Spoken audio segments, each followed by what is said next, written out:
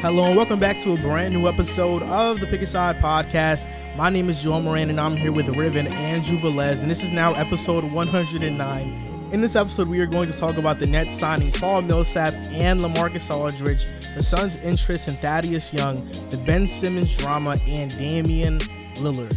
For the football portion of the show, we will debate who the best Alabama QB is, if Julio Jones is still a top 3 wide receiver, and give our outlook on the NFC. This is now episode 109, and a quick Patreon shout out to Rice Family, John Pintavelli, Sean Triplett, Burner Hoops, Cat Stevens, Ben Mack, P. Dot, George Garcia, Hikari, Mateen, and Jay Aqua.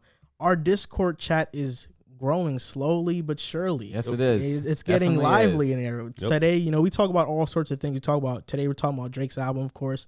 The other day, Kanye West and Donda. How many fantasy slots do we still have left? I don't know off the top of my head. Last I saw it was 2. But I think the guy who recently joined the Patreon joined, so I think we might have 1 left. Okay, we have 1 more fantasy spot left. If you guys want to join, you can get first dibs by joining our Patreon.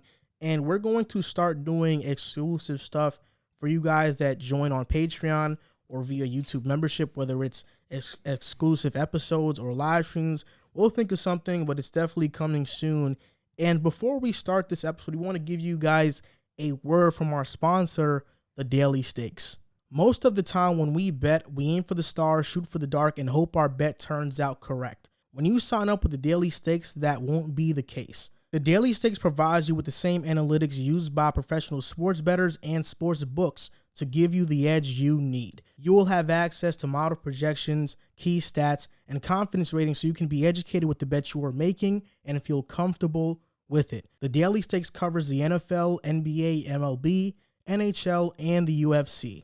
Another awesome feature the Daily Stakes has is that they host weekly contests that give you a chance to win an authentic sports jersey. There are 3 types of memberships. The Sport Card membership gives you access to 1 league of your choosing and the features mentioned before for $14.99 a month.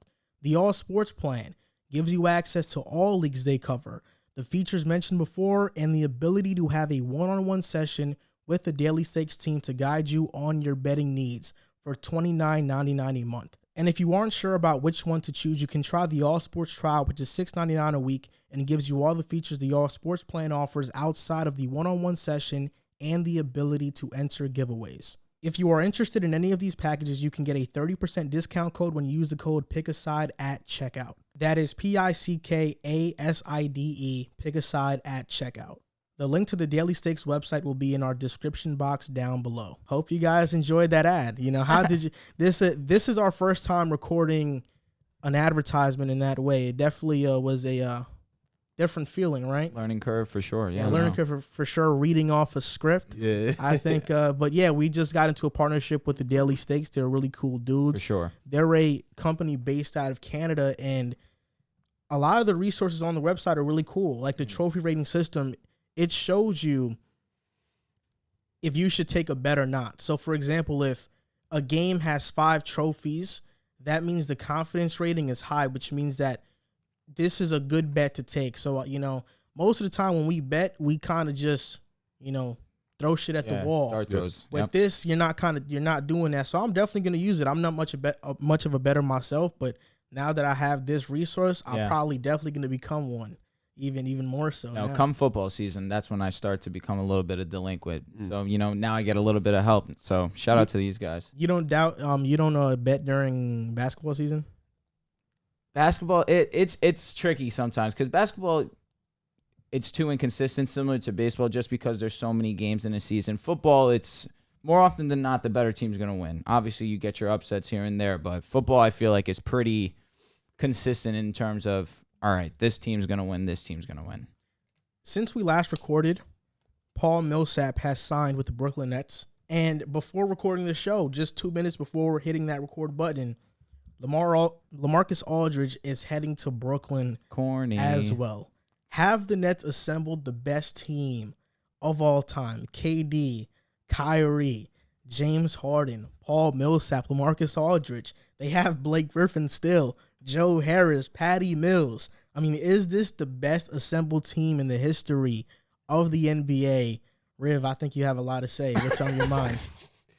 Yo, like, oh my God. I think you're more upset about the fact that LA didn't join the Bulls. No, yeah, I'm not even mad that he went to the Nets. I'm just mad that he was talking about how he wanted to play with Chicago and he didn't join us. And that was another guy we missed on. Smacked you on the face. I wouldn't say smack, but it's just like another guy we missed, you know?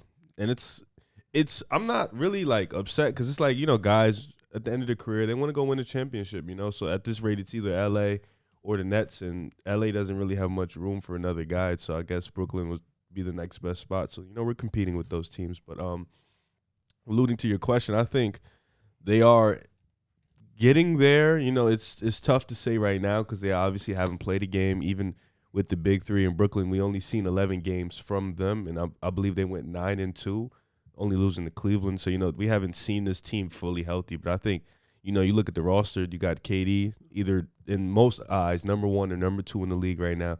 You got Harden, in most eyes, a top 5, top 6 player in the league. Kyrie is a certified top 15 player in the NBA. Then you got Joe Harris, one of the best shooters in the NBA. Patty Mills, who's a really good shooter, one of the best in the NBA. You got BG, who kind of, you know, brought his career back to life with this team. And then Paul Millsap is still a good rotational piece. LA, from what we last seen him, he's still a good player. So I think, you know, this team, and then the rookies they brought in were pretty solid.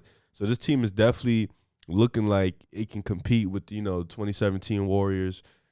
I think we all can agree it's better than the 2016 Warriors that went 73-9 off talent alone. So this is definitely going up there into the hallway with the great teams, the Bulls and the 96, you know, the 2017 Warriors. This is definitely getting to that comfort zone, but we still have to see them play and be healthy. I think they are trying to assemble the best team of all time because they know that that's what it's going to take. To do what? To win a championship. Because they saw with just KD alone, obviously he can't get the job done. Obviously he gave a good attempt at it. But the Lakers saw the same thing with LeBron it's losing right. in the first round. We still won.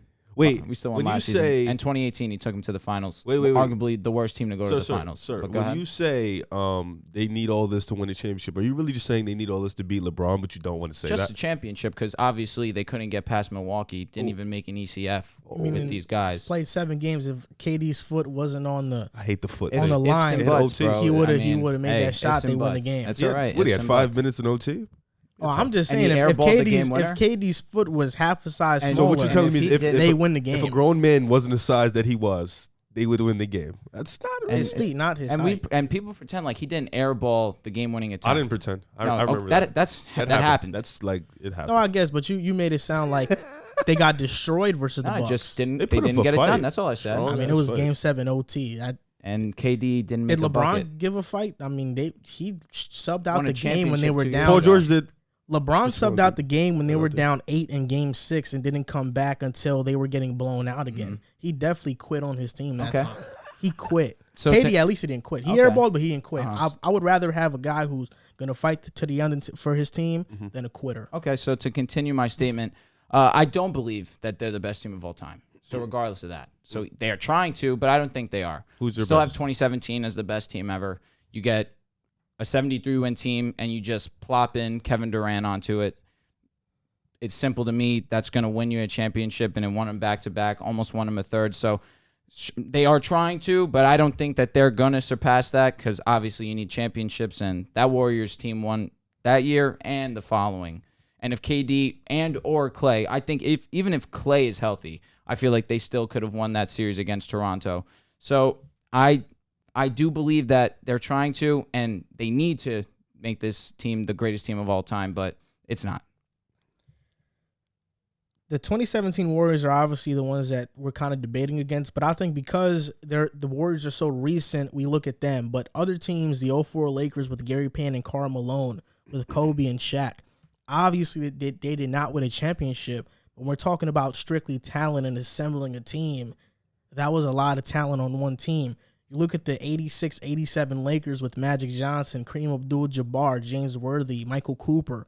Those are all guys that are Hall of Famers. Yep. You look at the 85-86 Celtics, Larry Bird, Robert Parrish, Kevin McHale, Dennis Johnson. I mean, there's so many guys, Danny Ainge. There's so many guys there, and the talent level is absurd. So there are so many teams that have an absurd amount of talent in NBA history, and that's why it's hard to say if the Nets are the best assembled team in history. But let's just talk about Golden State. Are you serious? You were serious when you said that. Serious about what? You said that it's hard to say they're not the best team assembled. I think it is. Really? Yeah, because, for example, you guys both use the example of the 2017 Warriors. Let's go KD versus KD. They cancel each other out. Steph and Harden cancel each other out. Steph or Harden, they cancel each other. Cancel. KD versus KD? Okay, no, KD versus KD cancel. Steph and Harden cancel. Why does that cancel? Because they're like two. They're like they're MVP. They're MVPs. They're both. If you got, it's either Steph or Harden. People think it's like 50-50. So it's like they kind of. I don't know why people think that, but I don't know either. But I'm just telling you what the media thinks. You know why they think that? Stop playing. I don't. And then the third, you go with Clay or Kyrie. Who are you going with? Really, Kyrie's better. Kyrie's better, but I think Clay fits that team better. For sure. You go with Kyrie, then on to the fourth. I think Draymond beats out anybody. It's not close. Anybody on the Nets four. So is it going to be Blake? Is it going to be Millsap? Aldridge? I think Draymond beats them out. But then we get into rough territory because Andre Iguodala versus Millsap. At that point in his career, I'll take Iggy. I'm taking Iggy over Blake? Anybody. Blake? I'm taking Iggy over everyone. But I think over what I just seen Blake do this past season? What we seen Iggy do in 2017. Yeah, bro, I'm taking Iggy. For sure. Even that whole run, 2017, 2018, we can even go back to 2016. Iggy just in Golden State in general, he was different. He was the glue. You know what I'm saying? I'm not sure. I think I'm taking Blake. I'm taking over Blake. Iggy? Blake just averaged 25. Even if you don't take 2018, he averaged 25. No, we're talking about Blake on the Nets. Yeah. I know, but Blake on the Nets in the playoffs, he was averaging 15 a game. Yeah, he's a solid. Because he was the second option. Even in the regular season, though, he was averaging close to 10. Iggy was he wasn't what he once was. We all know that. I don't know, man. He was still taking the toughest time. All right, let's look at these stats. No, even that though, after Iggy it gets dry. For the Brooklyn, it doesn't. You still got Patty. You still got Joe Harris. You still got Bruce Brown, who might not even get that much burn anymore. Yeah, it doesn't get Millsap, dry. LaMarcus Aldridge. Sean Livingston. Let's not disrespect him. Yeah, Patty Mills is better than Sean Livingston. What I've seen Sean Livingston do. Stop. Patty Mills is better. Patty Mills is better. Patty Mills is better. And then who else did they have? Patrick McCall or Kayvon Looney? David West was on that team. He was okay. Yeah, I think I'll take Millsap over that version of West. Looney, It was a bunch of cool guys, but it wasn't like we have to search up Iguodala stats in that run though. The stats wasn't. It's not going to be. Well, let's search it up him versus Blake. So while Riv and I are talking, Drew, search that up real quick. All right. Yeah, it's Iggy versus Blake. Let's see whose stats is better. But I do think this is one of the best teams assembled of all time. And the interesting part about this roster is that you have a bunch of veterans. You have Mills, Harris, Bruce Brown, Kyrie, KD, Millsap, Aldridge, Blake, Harden. But they also have a bunch of young guys. They drafted Cam Thomas in this past draft, and that guy's a bucket. I mean, Cam Thomas, I thought he was the third best scorer in the draft. We'll see if that holds true. But then drafting Kessler Edwards, who before the draft we both thought was one of the hidden gems in the draft. Daron Sharp, who's a young center, and Nicholas Claxton still. I mean, they still have a lot of young guys on top of the star power that they have. I do think that this is the best team assembled of all time, and they will win the championship this year. Heard that before. I mean, you can say, yeah, I've heard that too because I said it last year. But obviously injuries happen. But I think the great part about this roster is that even if a Kyrie gets hurt, which obviously he's prone to do, Harden, KD with Millsap, Blake, Aldridge, Mills, and Harris can win a championship. Mm-hmm. I think even if they miss two guys, not two of the top guys, but two guys of two role players, like let's say they're missing Harris and Bruce Brown or Harris and Millsap, I think anybody can step up on that roster and pick up the slack. Yeah, and the reason why I didn't say the teams in the 80s is because they didn't have two top 6 players in the NBA. I mean, aside from maybe LA, people still consider Kareem, top 10 player in the NBA. And of course, Magic was Magic. But I think Boston, it was Larry Bird and then a bunch of All-Stars. I think 2017, was probably the best. 04 Lakers, I'm willing, I can probably put, I think the 01 team was better, in my opinion. But, the 04 Lakers, you could probably put them up against any team that's ever won the championship and be comfortable with that matchup just because of how dominant Shaq and Kobe was. But, yeah, this team, like you said, has a lot of depth, and they can lose a rotational guy to injury. And, unlike the Warriors where in 2019, Clay went down and KD went down, and they were starting Alfonso, I forgot his name, but they didn't have a lot of depth. With this Nets team, Kyrie goes down, you still got Patty Mills who can come in and not obviously replicate what Kyrie done, but he can still come in and contribute. You have a lot of depth. Harden goes down, you still have Kyrie, and then you still have a lot of depth. So this team is really deep aside from their stars. So I think this definitely is one of the reasons why they're the best assembled team. So Iguodala, you have it? I do. Okay. All right, so Iguodala in the 2016-2017 in playoff run, 7.2 points, 3.2 assists, 4.1 rebounds on 19% from three and 46% from the field. Now, Blake, last season, he averaged 9 points, 5.9 total rebounds, 2 assists, I'll give him, on almost 39% from the three and 53 from the field. Similar. Okay. Pretty similar, but Blake was pretty efficient. So Blake in the Milwaukee series averaged 12, 8, and 2. And played great defense on Giannis, I think. Well, as good as you could play on Giannis. He played good defense. So they're similar. Yeah, Okay. I think they're similar. That's why I think even Millsap is similar to Iguodala too. I think just Iggy's defense, his switchable defense is what kind of like puts him but over. in terms of his offensive game, we know that Millsap and Blake bring a different dimension. And if LA is anything close to not what he once was, but what he was in San Antonio before getting traded to Brooklyn. I mean, I when think he was on Brooklyn, he was pretty good too. He definitely. Wait, who are we talking about? LaMarcus LA. Aldridge. Oh, okay. I think you can put him over Iggy too. I mean, Iggy, I know. Wow, you're disrespecting Iggy. I'm not a lot. disrespecting Iggy. I just think I think finals his MVP. impact was more so of a locker room leader, and that's huge. But I think it was more so of that. I just think he didn't need to do what he used to do because Kevin Durant walked in the building. Exactly. You gotta That's remember, true. This is the Finals MVP. The guy you think rightfully deserved this Finals MVP. This is a guy who impacted. I mean, 2015 was different though. 2015 Iggy versus 20. the 17 intangibles was the same though. That's all why they were I think he asking was him more to do so was of a play locker room leader. defense. Because at the time he was 33 and 34. Blake right now is how old? Blake right now is 31. I think even though his injuries have kind of riddled his career, I think him and Andre Iguodala is debatable. But then if we're not talking about him versus Iggy, like you said, after Draymond and Iggy, there's a huge drop off for Golden State, and that was the problem with them is that during that run, when KD went out, when Klay started to go out. When we saw Curry in the finals versus the Raptors, we saw how bad their depth was. Even with Boogie Cousins there. Yeah. We saw how bad their depth was starting to become. But I think the Nets have assembled one of the best teams, if not the best one in NBA history. I mean, this will be KD's second greatest. He has two of the greatest teams ever assembled. And now it seems like James Harden is going to win that championship, man, and be the Finals MVP. What the He's gonna be the Finals MVP. Get a load of this He's guy. gonna get something Curry has never gotten in his career. Didn't you just say in the Discord chat that you don't put too much mind into the Finals MVP? I catch you every time. I never said that. Yes, you. No, did. I did not. Yes, you did. You always say I say things when I don't say them. All right, I'm gonna go in the Discord chat and I'm gonna grab. I never said that. You said you don't put too much in the Finals MVPs. No, I said that Harden probably won't win it, but I said KD will win it. I didn't say I didn't put too much stock. KD's gonna win it. I said I think they'll knock Harden for not getting it if KD gets it. I mean, I wouldn't necessarily knock him, but you went there to be a sidekick, or did you go there to show that you're? I mean, he's 1B. What? KD's 1A, Harden's 1B. Interesting. And in terms of who has the ball all the time, we know who that's gonna be. But in terms of who's the guy, we know who's the guy.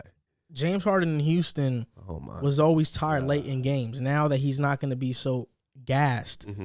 He's going to take a step up. Mm-hmm. And James Harden is going to show you why you fear the beard. Overrated. I don't know. Brooklyn doesn't fear me. I mean, LA doesn't fear me. Well, Lakers, not Aldridge. Oh. I'm saying Brooklyn. Y'all got to get there. Don't worry about us. Y'all got to get there. Y'all lost in the first round. Yeah, without Anthony Davis, and now we got Russ. Y'all got to get there. We got Melo. Hold on. We're good. Y'all got to get there. We're fine. You're not. Fine. Who's y'all beating gotta get us? there. Your bum team? You lost to Phoenix. And Phoenix went to the finals. So then that's why I said, it's Phoenix is still Wait, around. So hold up. Phoenix went to the finals, so Lakers losing against them was cool, but Nets losing against the Bucks wasn't cool. Even though the Bucks series was close as hell. But who said it was cool? The Suns series was not cool. Was not close. Yeah, no, I agree. But you're saying we're gonna get there. We are. Phoenix is still but around. We lost one of our primary pieces. Utah's still around. We're good. They just got Rudy Gay. We know who Utah. What is are Utah? in the playoffs. What are they in the playoffs? Not it. You mean When injured? they're hurt, they're always hurt. They're always hurt.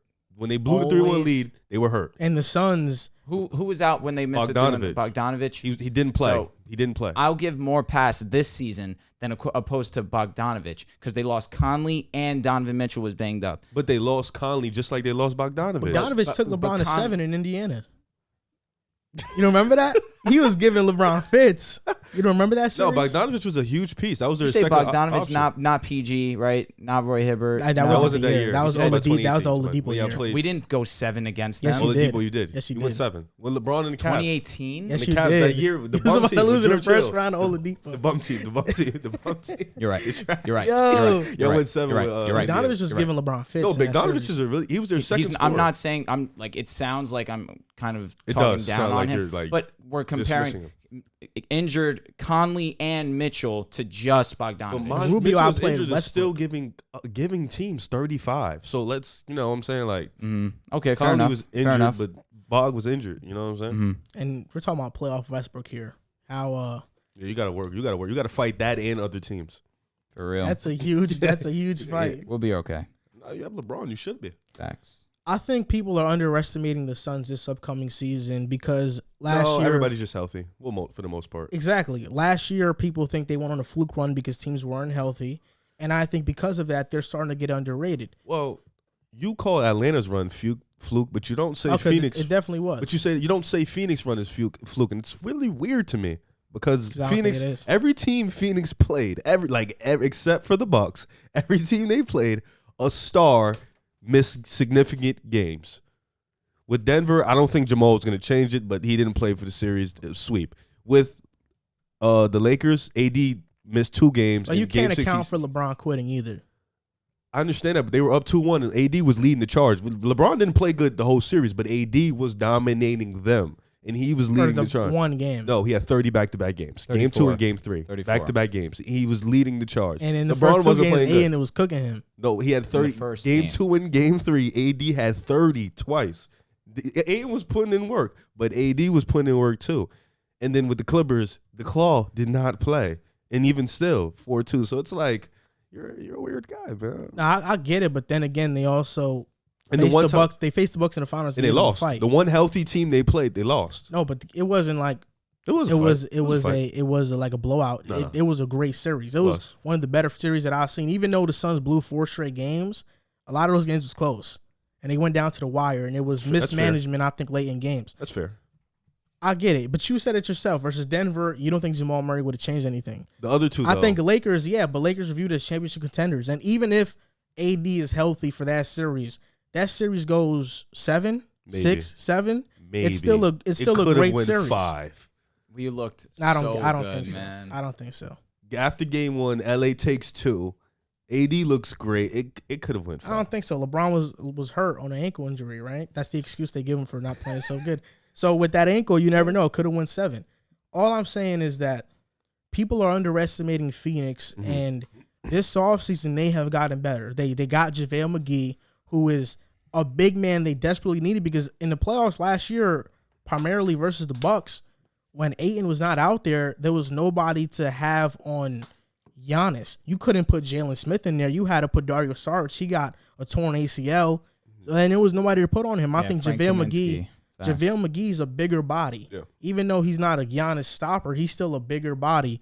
They traded for Landry Shamet, which I think was a very good Fire trade, pickup. a good spot of shooter. And fun How fact, much burn do you think he's going to get, though? I think he's going to get burned. And Monty Williams actually coached him in Philly when he was a rookie, and he was very high on him then. And now they're interested in getting Thaddeus Young, and I think Thaddeus Young is a guy who can really put him back in that finals contender status because Thaddeus Young, I think, has been one of the more underrated players in the league. He's been in the league for 14 years, and he's been one of the more solid players. He averages every year 12 to 15 points per game. This past season, he averaged 12, 6, and 4 assists, 56% from the field, and shot 27% from 3, but didn't attempt much. But you look at everywhere he's been. In Philly, he was good. Minnesota, Brooklyn, Indiana, Chicago. He's always been a steady player, and he has that versatility on defense, which can help Phoenix. I think a bench unit of Campaign, Shamet, Cam Johnson, Thaddeus Young McGee is a really good bench shooter on top of their already great starting lineup. People are sleeping on Phoenix. What do you think about this acquisition of Thaddeus Young if they do get him? Can I ask a question real quick? It would be a buyout, or they have to trade for him? It would have to be a trade. So then what do you think that they would give? Crowder? Based on... Crowder was big for them in that postseason run, so I don't know. I don't think it'd be Crowder. Based on the Spurs' needs, I think more front court players. Okay. Maybe Jalen Smith can be in the trade. You think just Jalen Smith? Not Jalen Smith. It had to be, because I did a trade machine trade. It had to be Jalen Smith and Dario Saric. Facts. And probably a pick. And if they don't want Sarge because he's coming off a torn ACL, they would probably have to trade Cam Johnson. You would do that over Crowder? I wouldn't trade Cam Johnson, though. I would trade Cam Johnson over Crowder, personally. But Cam Johnson was one of the few guys that really showed out for them in the finals, shooting-wise. That's gonna be a tough one. Mm-hmm. Jay Crowder was huge in the finals, too. Definitely. That's a very, very tough one. Cam or Crowder? I feel like I'm going youth, so that's why I'd stay Cam. Cam is also he has to get extended soon. Okay. That's the tricky. Okay. Yeah, because based on his contract, does Phoenix want to pay him? Mm-hmm. They have to pay. They have to pay Mikal. They have to pay DeAndre Ayton. Eventually, they have to pay Campaign. Yeah. I mean, they paid him this past offseason, but if he keeps playing how he played last season, they have to pay him even more. Mm. They have some decisions to make, so Cam Johnson could be the odd man out if they want to win now and go all in now. Yeah, I mean, I think a Thaddeus Young deal would be huge for them. You get a jack of all trades, a guy who can do literally everything aside from shoot the three ball, but he can do everything on the floor. He can defend. He can, be your initiator on offense. He can rebound. He can play at a high level. He can score. He can put the ball in the basket. So I think a guy like that, also bringing in that veteranship, that leadership. He's in Indiana. He's made the playoffs. Brooklyn, he's made the playoffs. He's played with vets like Darren Williams, KG. Like, he's played with vets in this league. So I think, I don't think he made the playoffs in Brooklyn. He didn't? That was when it was bad. Oh, my God. Who are you talking about? Thaddeus, you're saying? He didn't make it with D. Will? No. Sure. He was there the year after they all broke up. Oh, okay. Yeah. Well, he made the playoffs with Indiana. I know he that did. for a fact. He did. And was it with Philly too? Yeah. Philly, multiple times. He with did Philly. make the playoffs with Brooklyn, by the way. Oh, told you. Oh, okay. Yeah. 2015. Yeah. Did they play us that year? Now you're asking me a lot. Let's see. Oh, my God. He averaged 10 in the playoffs. He played. Was that us or Toronto? Let's see. He definitely didn't make the playoffs with Chicago. Nah, we didn't make it. Of course, we know that. Yeah. It's We'll make it this year. Common theme for y'all. We've made the playoffs more in our lifetimes than you have. Have y'all made the playoffs more times in the past 2 seasons than us? No. Atlanta. Are you serious? They played Atlanta. Atlanta? Mm-hmm. What the hell was I don't remember that. Series was 6, and Atlanta beat them. Probably the 60-win Atlanta team. With Millsap. Yeah. Phoenix, it's a tricky one because where are we putting Phoenix at right now in the West? They're probably a top 4 team. Top 4? But the only teams I put over them, Lakers. Yeah, Lakers. You can hear the pain in his voice. Yeah, there was much pain when he said, I'm putting Utah over them. Utah? I have Utah over them. I could see that. And I say they're right really, in front of the Golden State. I was going to say it's 3-4 between them and Okay, Golden. so Lakers, Utah, Golden State, Phoenix. I think Lakers are 1. The rest of the 3, I think it can go in either order. For me, it would be Lakers, Utah, Phoenix, Golden State. Denver, no. Portland, no. Yeah. Clippers, no. I think Phoenix would be right there in that third spot You right think now. Mavs have a chance at all? No, not to be a top 4 team. Okay, you don't think Luka can do it? I mean, in doesn't have enough help. terms of seeding, yeah, he probably can. That's what I'm wanting. That's to what. be like in the playoffs. If I'm ranking him, nah. Okay, fair enough. I wouldn't. All right. But I think a Thaddeus Young might put them at like 2, maybe 1. They can compete with LA. Yeah, I mean, if they're gonna face playoff Westbrook, then definitely. Yeah, it depends on what they're giving up. You know what I'm saying? Like I hope they don't give up anything too huge. If it's like you said, either Crowder or Cam Johnson. I wouldn't do it personally. I mean, for Thaddeus Young, they feel like they're in win mode. Chris Paul's there. You have to do whatever you need. You have to utilize what he has left. So I guess Cam Johnson will probably be the guy you ship out. You try to build up whatever you can. Jay Crowder, he's there. He's been to back-to-back NBA finals, so he has even that if they experience. do give up Cam Johnson, they still have Shaman and Campaign who can space the floor. True. So that would be kind of a They are kind of deep at small forward, so I understand. Yeah, so it's like that would be smooth for them. You bring in Thaddeus Young, he could start or come off the bench. It doesn't really matter. A great graphic that I want to bring up: players with 800 games to average 13.5 points, about 6 rebounds, 1.5 steals, shoot 49% from the field and 30% from three. Magic, Larry, Michael Jordan, LeBron, Thaddeus Young. Of course you wanted to bring up that graphic. I mean, it's just so crazy to think about. Like, this guy, Thaddeus Young, is actually a solid ball player. Doesn't get the credit he deserves because he's not the flashiest player. He just doesn't play on teams that win. His game is also extremely ugly. Very true. But at the same time, he obviously has a good amount of talent. You bring him to a team that already went to the Western Conference Finals and the Finals. Who knows that if you, like you mentioned, you'd probably have to give up Jerry Crowder or Cam Johnson.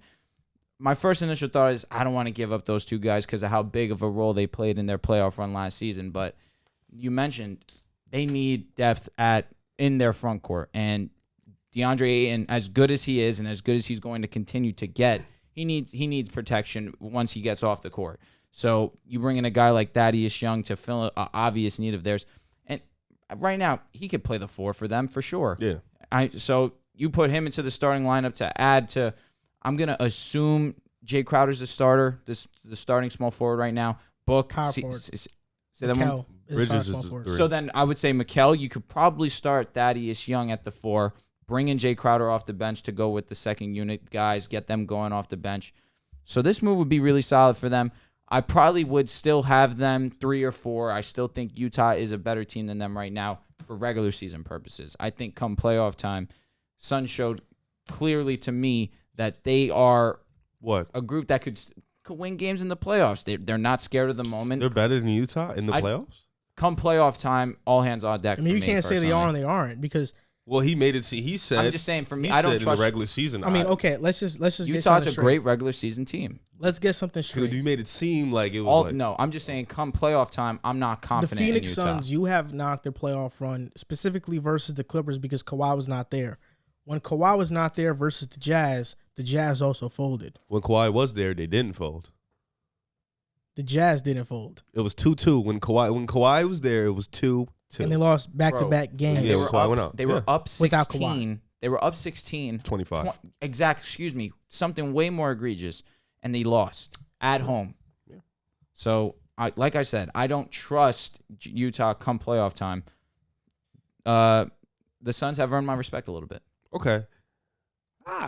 They have earned. I mean, since last year, since the Chris Paul trade, I thought they were going to be a top team in the West. So how have they earned your respect if you constantly knocked them for playing? Whoa, LA who injured? says that? You're the main catalyst of that. Huh? LA was injured. No, you. Huh?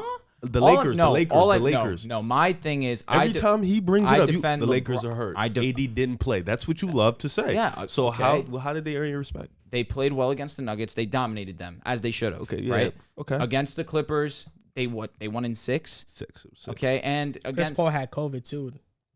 And he's coming back from COVID. And against Milwaukee, it was a good series. They lost, respectfully. Yeah. That's it. I mean, I'm not saying it was a fluke. I'm not saying it was a all-time great run. I'm just saying they earned respect by the play that they had. Versus the Clippers, Chris Paul was coming back from COVID. Devin Booker had to wear those goggles, which he wasn't used to. He had to wear the mask. I think he had a shoulder injury too. He was dealing with a shoulder injury. That was Chris Paul. That was Chris. That was Chris Paul. Yeah. Chris. Okay. I think Devin Booker also had an injury though on top of his eyes. No, his nose. It was his nose. You're right. His nose. But okay, that was in the series though. Okay, they had injuries though. Are you really about to use that one? No, I'm saying they had adversity. You make it sound like they didn't have anything to do. Oh, it's fair to say because against the Lakers, CP3 hurt his shoulder. That's when I thought we were going to take advantage. Then AD goes out. Yeah, Phoenix had adversity. They did. They did not. Come on, what the hell are you talking about? Phoenix had adversity. A broken nose is adversity. Chris Paul Chris Paul's a valid. I'm not saying anything about Chris Paul. He keeps talking about this broken nose. If somebody broke your nose on a podcast right now, would it be easier to do the podcast? But after the broken nose, his shooting efficiency was not the same. Okay. And you attribute that to Patrick Beverley, but it could have just been D-Book. You also attribute it to Patrick Beverley. I never attributed it. I did it last episode. You can give credit to Patrick Beverley for what he did, but you can't say it was solely Pat Bev doing his thing. There's other factors that went into that. So you're saying the broken nose? Like playing with a broken nose is easy. Yeah. It's not easy, but I'm saying people have done it and played well. Yeah, so that's what I'm saying. Like it's like we Don't. It's funny to me because people love to call this guy the next Kobe and this, that, and the third. But now we're The sitting. second they did that, The second of Kobe, but now since he had a broken nose, we're like, oh man, give adversity. Yeah, give this guy, he had a broken nose. This and that. We call this guy the next Kobe. That's what we do. All we mentioned is that the Suns had adversity to deal with. And did they or did they not? They did. I don't know about. They probably had the least adversity in the playoffs. Yes, but they still had adversity, which is ultimately what I just don't like how you guys are saying Phoenix had adversity, but you're not saying Utah didn't have adversity. They did. They literally were missing their point But guard. that's basketball as a How whole. much adversity did they have to deal with though? Because in the first round they dominated Memphis. Donovan missed the game.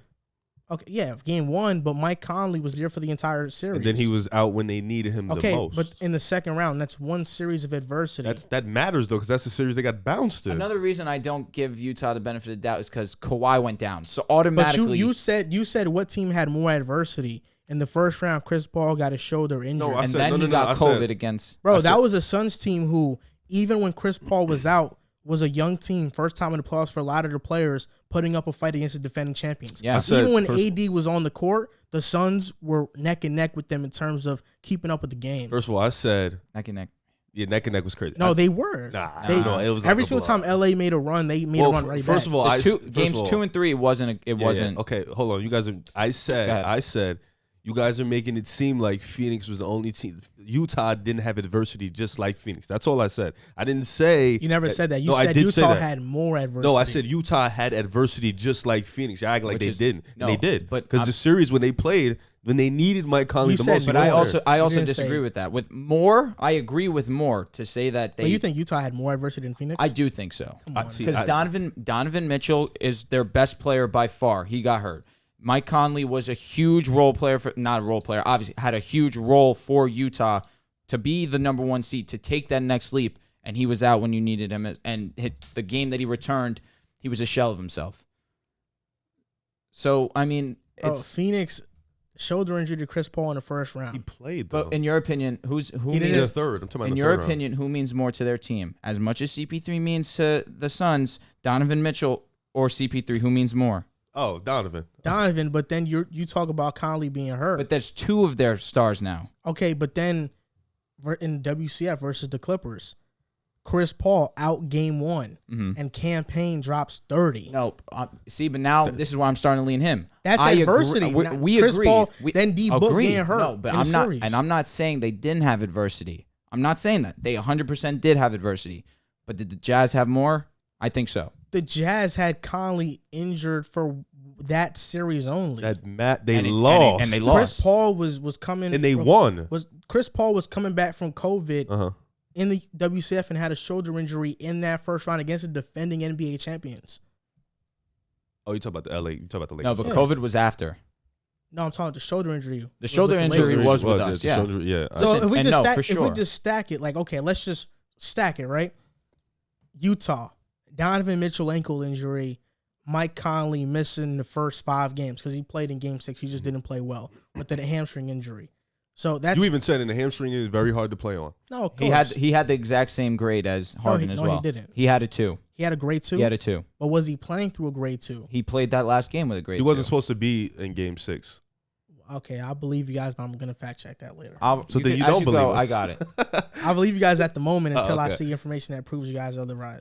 That proves me otherwise. So, and then that's two adversities for the Jazz. Major. You look at the Suns. Chris Paul shoulder injury. That's one adversity. Chris Paul COVID. That's 2 adversities. Devin Booker broken nose. That's 3 adversities. So if we just stack it, if we just stack it, it's the Suns had more adversity. A broken nose, bro. Really? How is that not adversity? You keep acting like it's not adversity. It's just not a. It's just not to the lower, like your face. You're comparing a broken nose to a hamstring injury. You can't even do that. Or an ankle injury. What about Chris Paul's shoulder? That's I'm giving you that. I didn't say anything about Chris Paul, but you're comparing a broken nose to a hamstring injury. So, Chris Paul's shoulder, hamstring injury, valid. Cancel out. Yeah. Then Donovan Mitchell's ankle. COVID. Chris Paul COVID, that cancels out. So it's like. So now what's left standing? The Devin Booker which he played nose with, injury. Which he played okay, with. but that's still tough to play on. I mean, he wasn't. You don't think he feels the pain while he's dribbling, shooting of a broken nose? And Chris Paul also, how many games did he miss with COVID? He didn't miss. They had a break because they swept Denver, so they had a huge break. He played but it. He missed game one. That was pretty much it. Okay, but Conley missed game 5. So he missed 5 games. The canceling out, I don't know. Yeah, Conley missed 5 games, but at the same time, like he mentioned, Utah won both of those first 2 games and then blew 4 straight. So even without Conley, like, they were winning those games. And even if you like game 6, Conley was not good. Oh, either. listen, and I'm not saying you're wrong because my initial statement was. Well, I mean, being up 2-0 means nothing. What we against see. the Clippers, I'm just saying we got so many arguments here. We said who reached more, who had more adversity, even who had Brooklyn less Nets adversity. were up 2-0 with Okay, KD and I Kyrie. get it. Yeah, and then I they get blew it. it. Yeah, I get it. So it's like, especially in this playoffs, what we just seen 2-0 don't really. But the Nets also not having Kyrie, James Harden getting hurt. Well, Kyrie played. For example, let me just counter your argument. Well, Phoenix. Okay, I'm gonna just say this: Phoenix was up 2-0 in Milwaukee. Let me counter your argument, using another example. Yeah. Brooklyn. Right. This is solely off of what you think. I'm not chiming in. Brooklyn. They had adversity, right? Getting hurt in the second round. 1,000%. Definitely. What team had more adversity? Than Brooklyn. Brooklyn or Atlanta? Brooklyn. You think Brooklyn had it, even though Atlanta came back from multiple like leads? Yeah, I think The Brooklyn second round? had it because they lost injuries I feel and like injuries, game script. injuries and being an underdog. Yeah. It's 2 different things. I agree. I think because Harden going down and then having to come back playing off a grade 2, and then But Kyrie going down. So you're not saying that Atlanta had more adversity because they were an underdog. You're Yes. saying that but Phoenix was not an underdog in any of their series. No.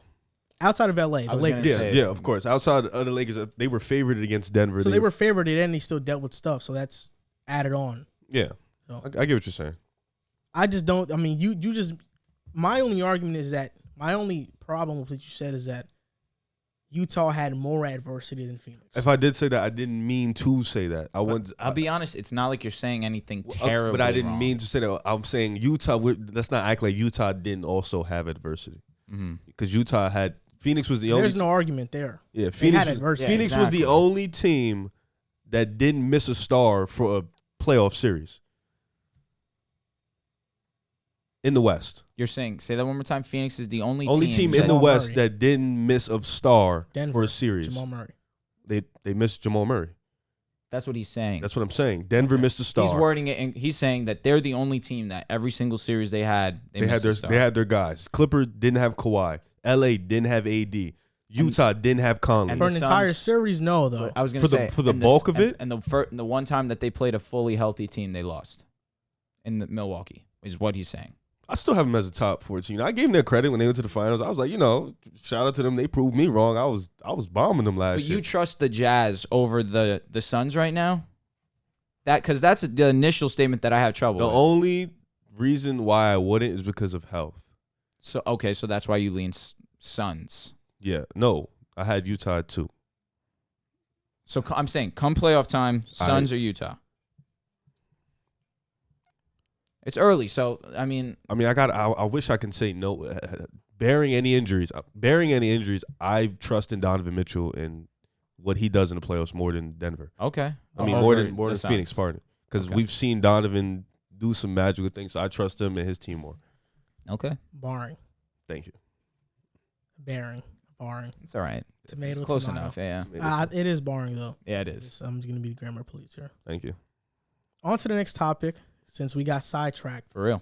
Ben Simmons. The drama about Ben Simmons is still going on. It feels like it's the hottest topic in basketball outside of the Nets building a complete superpower. Ben Simmons, right? The Kings are interested in trading for him. Last episode, we had a segment on Simmons on the Timberwolves and the Raptors maybe trading for him. But the Kings are in that discussion. We mentioned them briefly. Yeah. But they came out and they said, we are not willing to add De'Aaron Fox or Tyrese Haliburton in a Ben Simmons deal. Mm-hmm. De'Aaron Fox, I think we can all agree here that we agree with. Definitely. But do you think that Tyrese should be untouchable if they're trying to trade for Ben? Do you think they are right in making Tyrese untouchable? Yes. Yeah, I remember when you even said it too. You was like, "Oh, I don't think Haliburton should be untouchable." I was like, "Bro, like for Ben Simmons, like based off where he is right now, at the lowest of the lows. The fact that he hasn't improved in his game in 3-4 seasons. He even had a year off when he first came in to be better than the guys he came playing with. I don't think, and the way we've seen Haliburton play, he's a guy who is a little bit of a do-it-all point guard or two guard, wherever you want to slot him. He can play make. He can shoot the ball. He can, go to the basket. He's a solid defender on ball and off ball, and he's clutch. This is rookie year. I think with the fact that Sacramento, the culture they're already in, with the way their culture is being run, the fact that they have Luke Walton and De'Aaron Fox and Tyrese Haliburton, you don't want to lose that backcourt that you already have. And I think Ben Simmons in the position he's at, I don't think he's really at the I'm not saying Haliburton is better than Ben Simmons. Of course not. I'm not saying that. But at the position he's at, why bring in a $28+ million guy who seems to not want to get better, seems to be a diva, be Hollywood. He doesn't want to improve on his game. Why bring in that when you have a guy on a rookie deal who looks like he's going to be a really, really good high ceiling, I would say like an all-star in this league, a low-end all-star. Okay, he seems to really want to work on his game and want to be in Sacramento. Why trade that for somebody who's just a diva? I wouldn't do it. So defense-wise, it's not close. Obviously, I'm going Ben. He's the way better defender, obviously. I'm sorry. Defense is obviously Ben's specialty. Is it? Come on, stop it. We know stop it is. Stop it. So to say untouchable is a little bit strong for me because obviously the hole in Ben Simmons' game is one of the biggest needs in basketball for a player to have, and that's offense. And that's a glaring need of his. But passing the ball, rebounding the ball, he's obviously going to give better. He's going to have better numbers than what Tyrese Haliburton is. But one reason that I kind of have a little bit of a pushback on that is that Tyrese Haliburton is pretty effective scoring the basketball. He's a very good free throw shooter.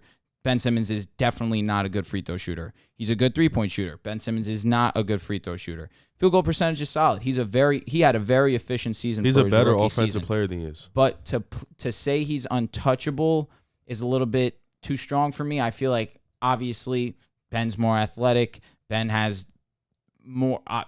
He's a bigger sized dude than what Tyrese Haliburton is. The only reason why the Kings don't want to trade him is because he's so efficient and his offensive game. You're right. He has a high ceiling.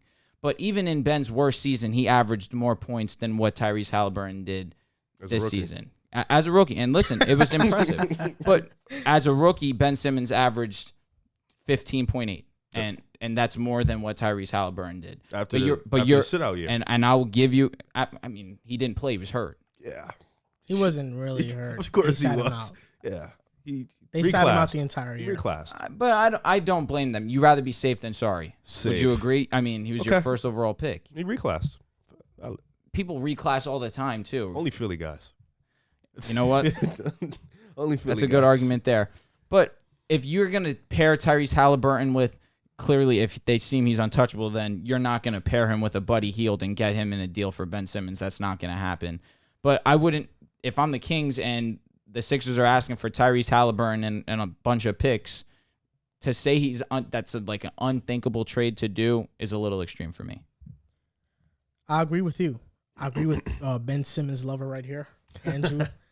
This is what I'm going to say. When we talk about Tyrese Haliburton versus Ben Simmons, I don't know why he's untouchable because I think the one thing the Kings lack is defense. They need defense. And Ben Simmons came in second place in the DPOY running. Many people thought he should have won it over Rudy Gobert.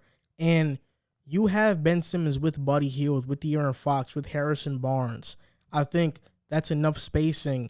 There's a stat out there that says that over the last couple of seasons, Ben Simmons has been first in assisted three-point shots, which means that he's a great playmaker, right? He's a great playmaker. I think he's a better one than Tyrese Haliburton. Right now, Hallie is in between of being a point guard and being a shooting guard. We know that he's never going to be the starter at point guard unless they trade Fox. Nice. And until Hield goes, he probably won't start at shooting guard unless they bench Hield. And then I think Hield is going to want out because I think he is a starter in this league. That's why I don't think Tyrese should be untouchable. I think he had a great rookie season. But if I'm projecting who I think Tyrese is going to be long term and who I see him becoming, I see him being a similar player to Malcolm Brogdon. Truthfully, do I see him being a superstar? I don't. Do I see him being an all-star? I could see it, but like you said, a low-level all-star. Malcolm Brogdon this year averaged like 21-8. Do I think Hallie can do that? I absolutely do. And right now, we saw Indiana try to trade Malcolm Brogdon and a first-round pick for Ben Simmons. So, for me, this is like saying, would you trade Malcolm Brogdon for Ben Simmons? Well, I think I would. Malcolm Brogdon is 27, 28. Haliburton's 20 years old. So there's that. And But Haliburton didn't average 21-8. Well, he played 1 year. So No, I know. I'm just saying. Well, who do you think Haliburton is his ceiling? No, I agree. We have the same. Not I wouldn't say Brogdon, but we have the same low end all star. You know, I don't know like. So comparing to a player, would he ever reach Mike Conley? Well, yeah, I think he can. Yeah. Okay. Yeah. But there's nothing wrong with that. No, at all. But I think depending on the situation, you trade Mike Conley for Ben too. I think Mike Conley was a steady point guard for contending WCF team. So I think Haliburton's ceiling is probably like. Do we think is Conley too far? Do we think he can be better than Kyle Lowry? I think he can be similar in that tier. I think he can be similar, Can we all agree that we think Kyle Lowry at this point is the better player over Ben Simmons? Yeah, he's also 35. That makes it even worse for Ben. When do you think Hallie can be that? I don't know though? if Kyle Lowry, you can definitively say he's better than Ben. You can't. It's on situation. I asked you guys. It's on situation. You can't definitively it depends say on a situation. For example, for the Clippers, honestly, for the Clippers, if I'm the Clippers, I'd probably take Ben over Lowry. If I'm the Clippers, well, because they have a hella spacing, but I know, but if you let's just say if you're building a franchise. Wait, stop. No, you wouldn't. I wouldn't say Philly has hella spacing. No, wait. Why would you take Ben on the Clippers if they already have Paul George, Kawhi, and they don't have a point guard? Because Ben Simmons is the point guard. Exactly. That's and now you have 3 all-world defenders. And it's like they got Rondo and they thought that they were completely changing the game. You get someone like Ben Simmons who act like Kyle Lowry's the same age as Ben Simmons. Are you taking Lowry to build a franchise around over Ben? You're not. You're not taking Lowry over him. Who's taking Ben right now to build a franchise over? We're not saying that. We're just saying that between Ben and Lowry, I think they're in the same boat. You're not taking either guy right now. But if you had to pick one, let's say you're an expansion team and those players are unprotected and you have to pick one of them to draft. You're taking Ben. Taking the 6. Okay, this is why you're taking a 6'10" point guard. Exactly. This is why I don't fully agree, because you already know his work ethic. You already know what he's been doing. You don't take the guy who hasn't proven he's gonna get better. Mike, hold on. No. I gotta speak. Let him finish. Let him finish. Because we watched Kyle Lowry. Not saying then this. I'm not saying, but we've watched Kyle Lowry throughout his career be from bench player to role player to starter to good starter to a perennial all-star to a 20 points. We watched the improvement. You used to clown Lowry. But we've watched the improvement from year in, year in. We've seen him improve. How many years did it take him? It's 4 years with Philly, and we're automatically counting him out. We've seen improvement. We've seen improvement. Mm-hmm. Nonetheless, however long it took, we've seen the improvement. Ben Simmons, he's 25, if I'm not mistaken. It's been 4 years. Offensively, say that. Defense. Let's be honest, bro. He hasn't been the same defender. Bro, easy. He hasn't gotten better as a defender each year. Yes, he has. You think so? He absolutely has. You think so? Yes, absolutely has. And are you holding Trae Young cooking him against him? I didn't even bring that up. I didn't say anything about that. That has to be why you're. This is why I think this is the thing. This is why I have problems with people that take too much into account like these performances, these bad performances. Because Ben Simmons, did he have a bad performance in playoffs? Why do you sound like me right now? Is this his first one? No. It's not. But this is what I got to say, man. Like, he's still a great player. I wasn't hearing this a month ago. Yes, he's a great player. He is. I think great is stretching. He still adds a lot of value to his team. He's a really good player. All right. Is he not a top 35 player in the league? I can name 35 players better than Ben Simmons. I swear to God, in my life, I can name 35. No, you cannot. He's not even the top 10 at his position. He's not. Wait, what position are you? You're categorizing him as a point guard. Yes, he's not top 10 at his position. The most stacked position in the league. He's not. It might be 15 point guards better than him. It might be, depending on what you're talking about. Kyle Lowry. You think Kyle Lowry's top 10 point guard in the league? No. It's definitely not. There's definitely not 15 point guards better than Ben, bro. Oh my God. There's not. And Let me ask you a question Mm-hmm. real quick. Let me ask you because I wanted to ask you. I wanted to ask you this question before I lose it. You guys said Ben Simmons was second in DPOI, right? This year he was second in DPOI.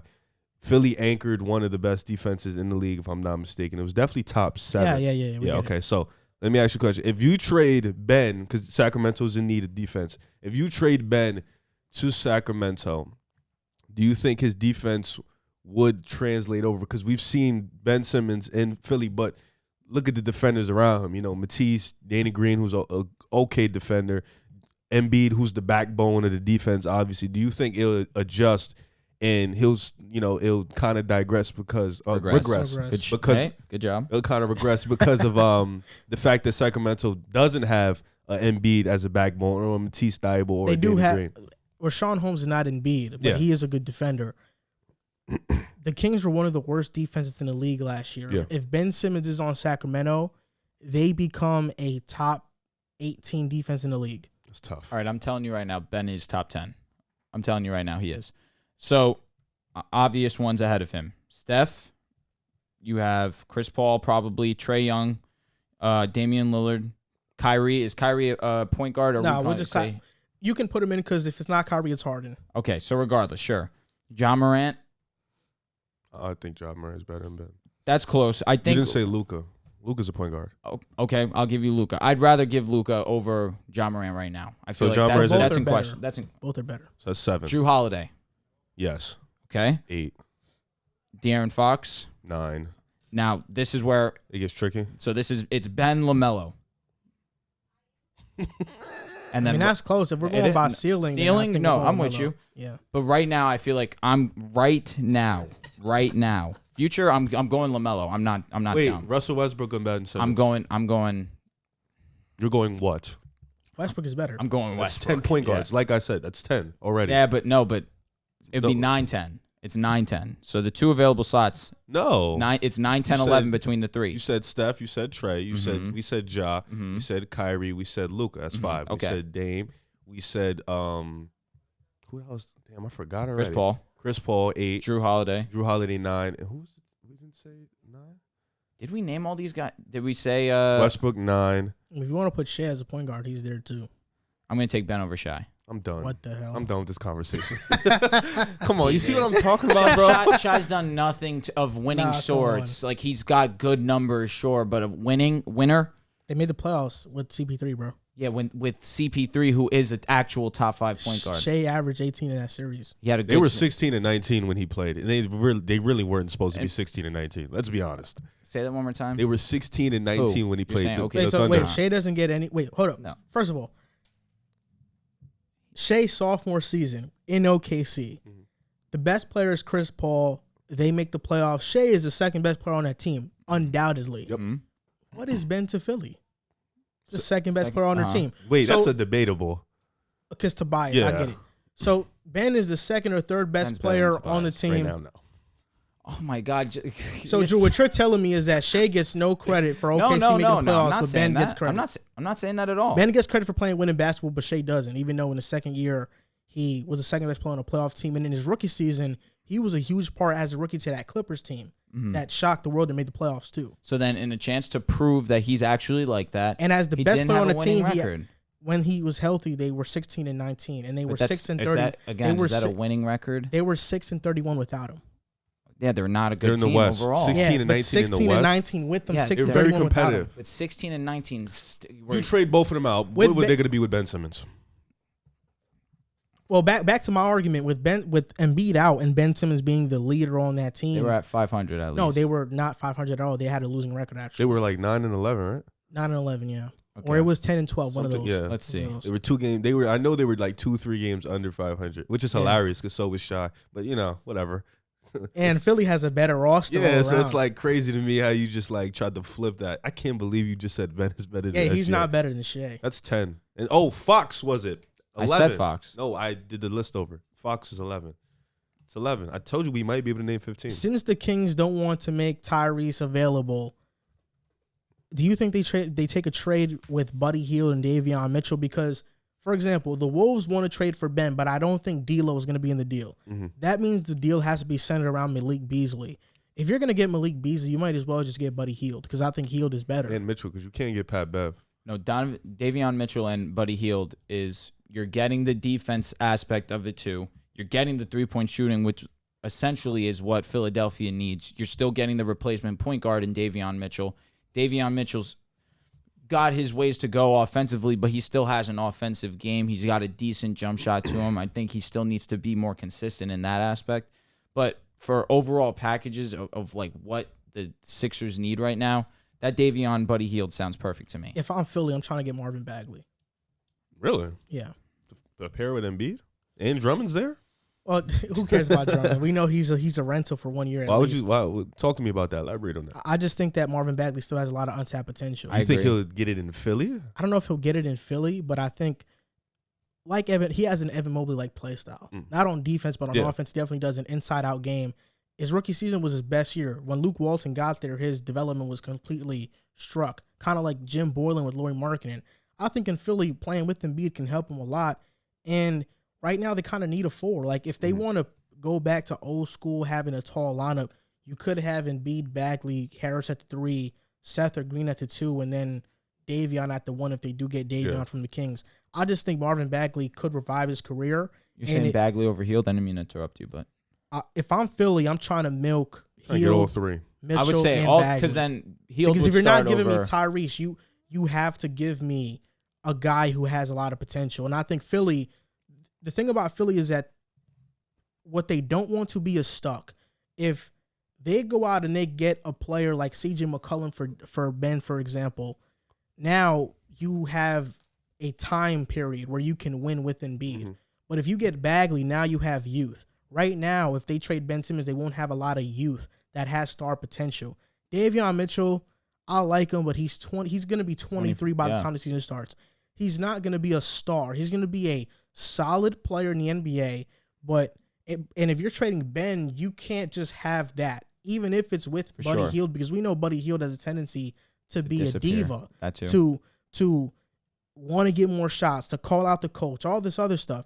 So I'm going to try to get Marvin Bagley and see if he can become a star with Philly. That's what I try to do. Picks need to be involved, in my opinion, too, but that's definitely a good starting point. I feel like I think picks for Philly. Yeah. For sure. If I'm the Kings and I'm trading Bagley, Hield, and Davion, need Ben in a couple of them things. I don't know.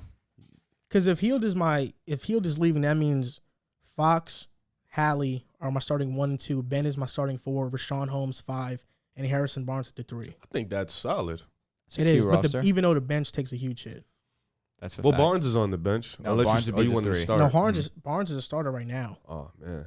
Well, if you trade Bagley, you start somewhere. You got to start somewhere. But that's why if you can trade Tyrese, you can still have Ben and Hield and Davion and maybe Bagley still and that depth. Oh damn. I don't know, bro. Ben is a weird guy, man. He said he wants to play in LA. He says he wants to play in Cali. 3 Cali teams. It's 4, actually. Well, he said he wants to play in one of the 3 Cali teams of his choice. So what was I'm guessing it's LA, Golden State. I'm guessing it's not the Lakers. I think it's Sacramento, actually. I think it's Sacramento, Golden State. He said he actually does want to go to Minnesota. Okay. I think it's Sacramento, Golden State, and the Clippers. Has to be. Then you said the 3 Cali. There's 4 Cali teams. I know, but he said he wants to go to one of his 3 Cali teams. Oh, he's eyeing 3 Cali teams. Okay. I don't think the Lakers. I think he really wants to go to Golden State. That would be the best for him, but Draymond just means so much to that team. And I think they can give Ben up. They can get Ben without giving Draymond up. Yeah, but then it makes no sense to have Draymond and Ben. Offensively, yeah, doesn't.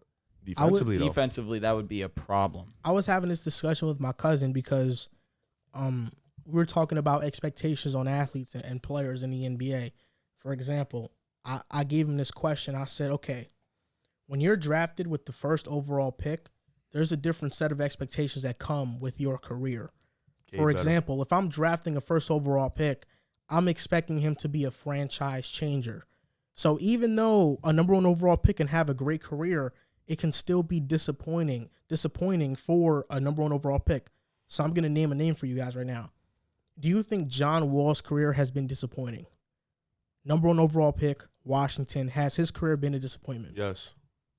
I guess to a degree, yes, but Injuries and expectations, but in a small market, kind of ruins him. And that's what I mean, right? Even though he's had a great career, multiple time All-Star, defensive teams. I think he led the league in assists a few times. Yeah, he's had a great career, but we still view his career as a disappointment. So when we look at Ben, if Ben was the 15th overall pick or even like the 7th or 10th pick in the draft, we don't care much about him being this player, a utility player who is great defensively and is Like kind of is a glue guy. Come on, come on. No, you said utility, so I was just. I'm just saying like a Dray. I think he's a better Draymond. At least skill set wise, he is a better Draymond. But in terms of off the court stuff, Draymond, and on the court stuff, his leadership is different. If Ben is not the number 1 overall pick, we're not chastising him like this. The only reason why we are criticizing him so harshly is because he did have the expectations of being the next LeBron. Yeah, added on to that, and it's a great point that you brought up, John Wall. Both guys were highly, highly ranked. They had great expectations coming out of high school.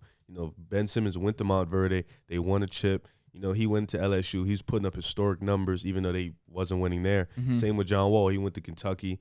They won. So it's like the expectations on top of being the number 1 pick, coming out of high school, college, the media has definitely uplifted these guys even before they get drafted. So that's another thing too. For example, I'm going to name you guys notable number 1 overall picks, and let me know if you guys think their career was a disappointment or not.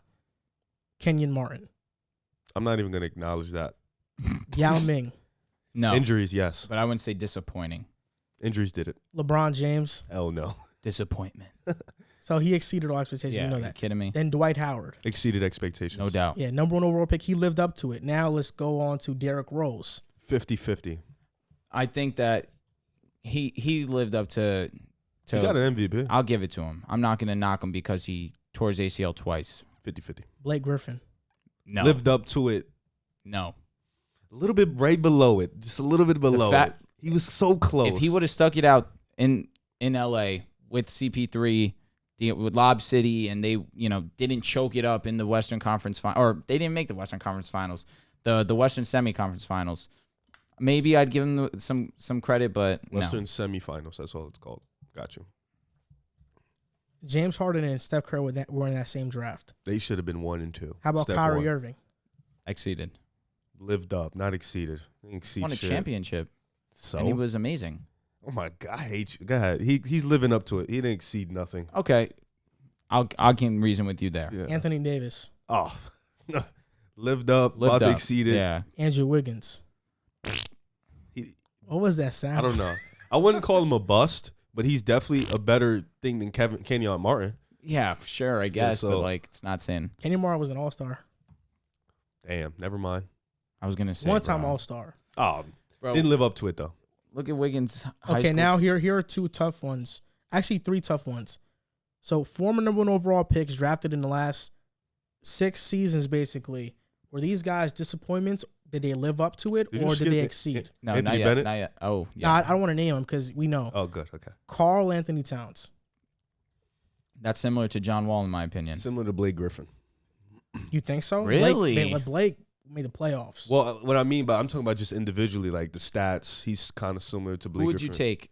I would take Blake. Wow. Yeah, I would take Blake. Okay. But I think Cat has the numbers. He just doesn't have the other stuff. Now, hold up. So if Lob City Clippers are forming right now, you're taking Blake over Cat, giving Cat skill set. Yeah.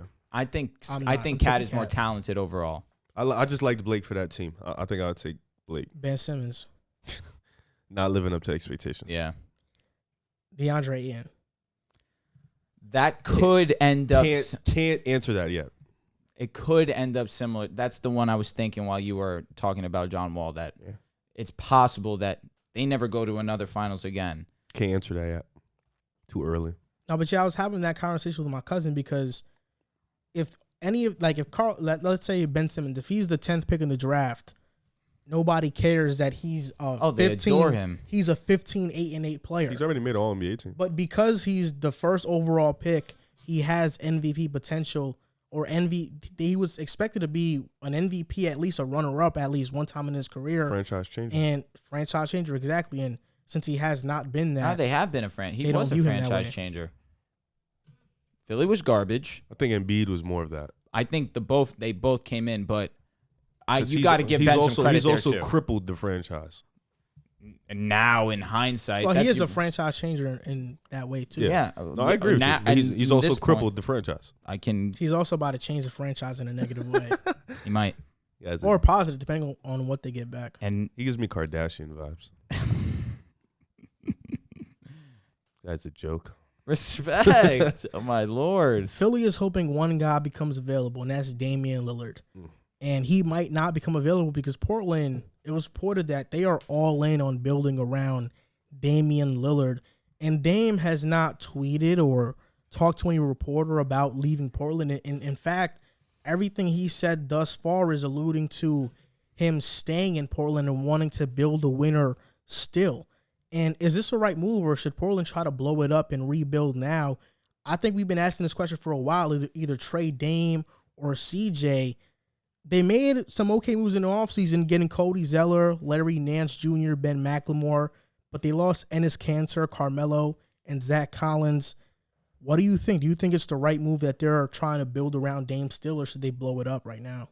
I think, when your franchise player establishes that he wants to be there, he establishes that this is my home, I want to win one for Portland, I'm staying. He gives you that confidence. He gives you that satisfaction that he wants to stay. I think the only choice you can make is we're going to do our best to build around him. I don't think blowing it up at this moment and losing a guy who, let's be realistic, Portland, aside from Bill Walton, Clyde Drexler, who else? Who else? They had Brandon Roy. He was hurt. Greg Oden, he got hurt.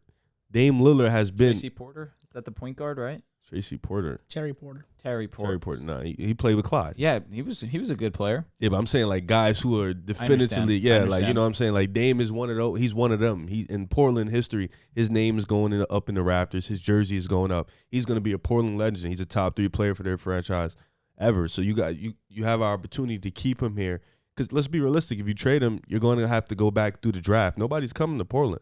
You know what I'm saying? Nobody's coming through the Portland via free agency. You're going to have to go back to drafting and hopefully landing another Dame or Brandon Roy or a Greg Oden. They've been lucky that just injuries have, messed them up. So I think in that sense, when Dame said that, you have to kind of build around him. And like you said, they've made some okay moves. It's hard to do it with the team that they have right now. I think the best way to build around Dame is get him a 3-and-D elite wing, kind of somebody like a Jaylen Brown type of player or like a Paul George type of player and a really good big. I think somebody that will complement. I don't think Dame and CJ complement each other because they both score and don't play defense. I think you need a guy or Steph and Clay. You need somebody that complements your game. If I don't play D, you play defense. If I play on ball, you're off ball, something like that. So I think that would benefit Dame. I definitely think it's the right move because Damian's obviously a top player in this league. You don't want to just move off of him. But I will say, outside of Damian and McCollum, this roster is not all too impressive to me. Norman Powell is a solid ball player. I feel like that's the most I can say about that in terms of skill-wise. You look Robert Covington, again, a solid ball player. He's a good role player. Nurkic, he's a talented dude, but can he really stay healthy consistently? It seems as if every season there's something new with him. Bench-wise, and Fernie, excuse me. Simmons is not bad. Simons. I got his name all messed up. Tony Snell obviously is not that great. This team is just not deep at all. I just think overall one of the two needs to be traded, and if that's the case, CJ has to go. And you mentioned it. They're not going to get anyone in free agency. You see, Beal's going to be a free agent this upcoming season, and I doubt he's going to want to come to a team like this, especially with the fact that defensively they need something different. Beal wouldn't work. No, Beal wouldn't. It's similar to CJ McCollum, but obviously Beal's a better scorer than what CJ is. But realizing that, you need to be aware of it and be conscious of, all right, these two don't work. I need to make a move. I want to keep Dame because he's obviously the better player, but CJ McCollum, he's a very good ball player as well, but he's not getting the job done for us, which is the ultimate goal, winning a championship, being successful in the playoffs. They've had some success in the playoffs, but it's never correlated to winning the championship.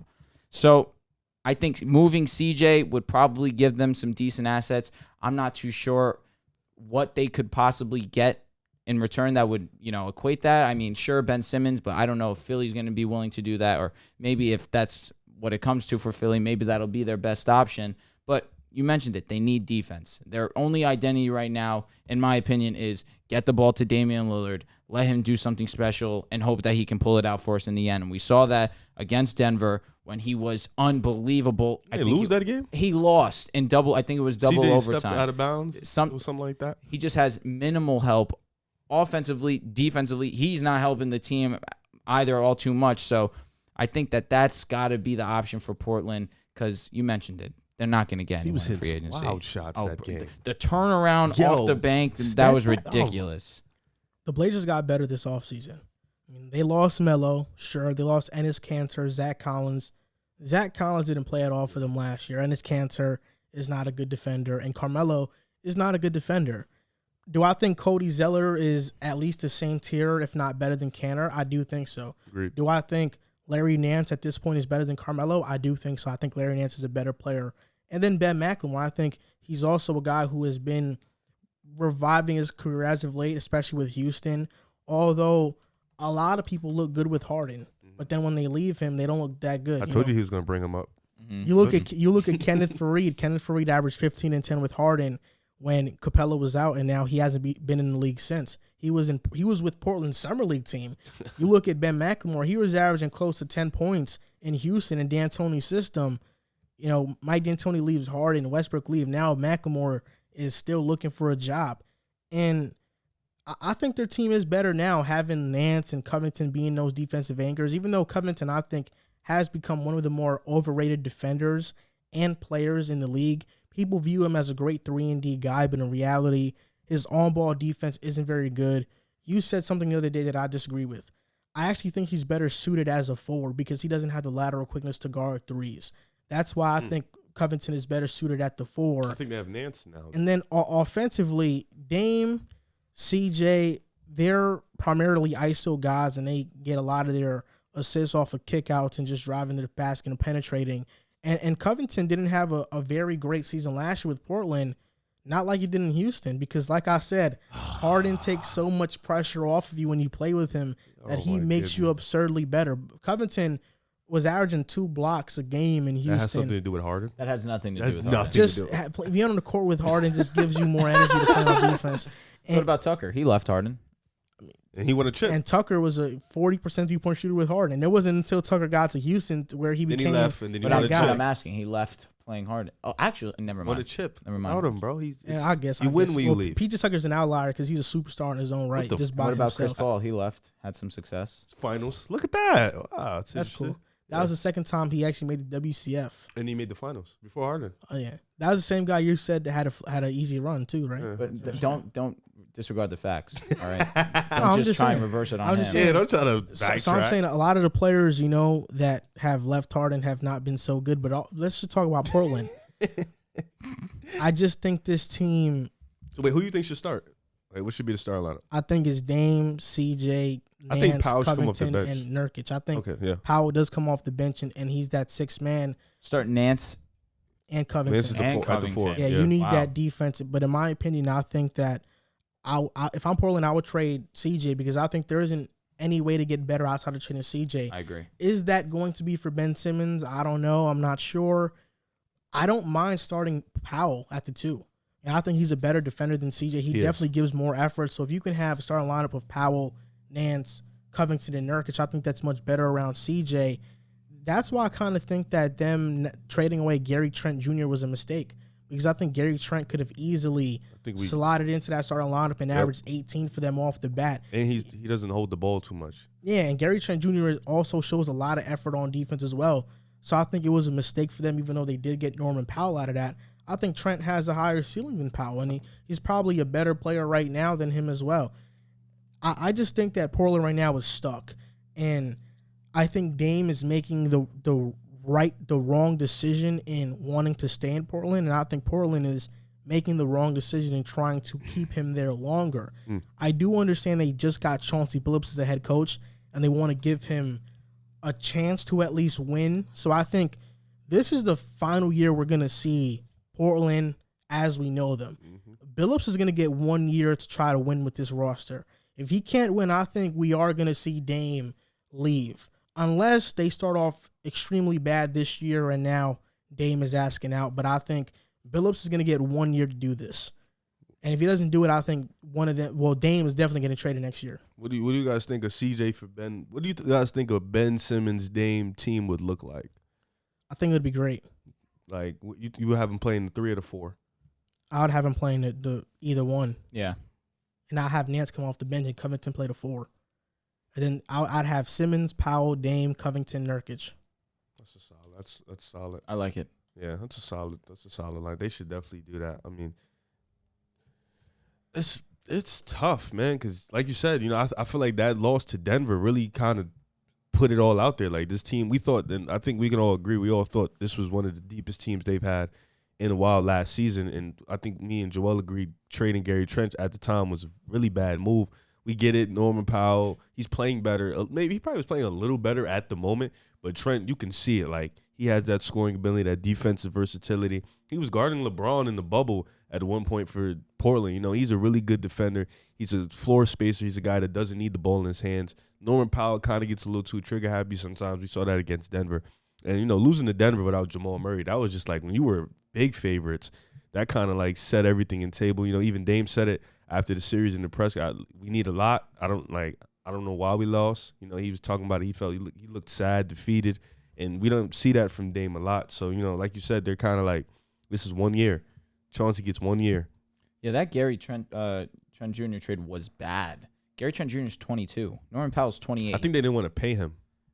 Yeah, Toronto paid him. Toronto gave him that money. Which I guess is fair. He's a solid ball player, but I mean, are you going to get much better than Gary Trent Jr. right now? No. Not really. Unless Nasir Little develops. Right. You thought he was going to be a star. What the? You got to stop. You didn't think so in North Carolina? Mm-mm. You didn't think he was going to be a superstar player? Nah, he got benched in North Carolina. I remember you telling me that he was going to be a Hall of Fame So you're just guy. going to throw that narrative out here? Okay. Destroy your character. Yeah, I see what you're doing. On to the football portion of the podcast. We're going to have You're not going to go to the bathroom? 5 topics. Oh, I'm surprised. Oh, you're good. You're not going to leave to a basketball game? The jokes.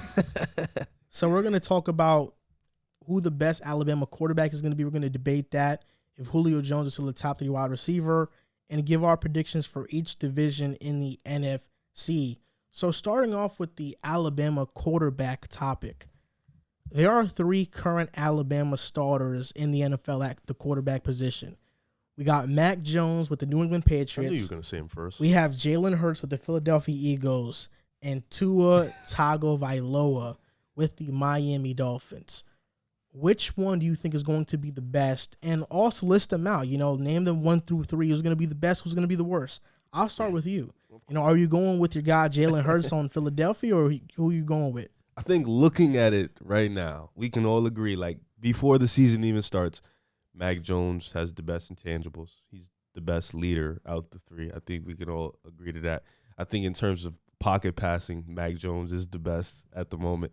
But Hurts is the best runner out the 3. I think we can all give me that. But, I think a lot of QB success is predicated on the team. This is not the NBA. This is very much a team sport.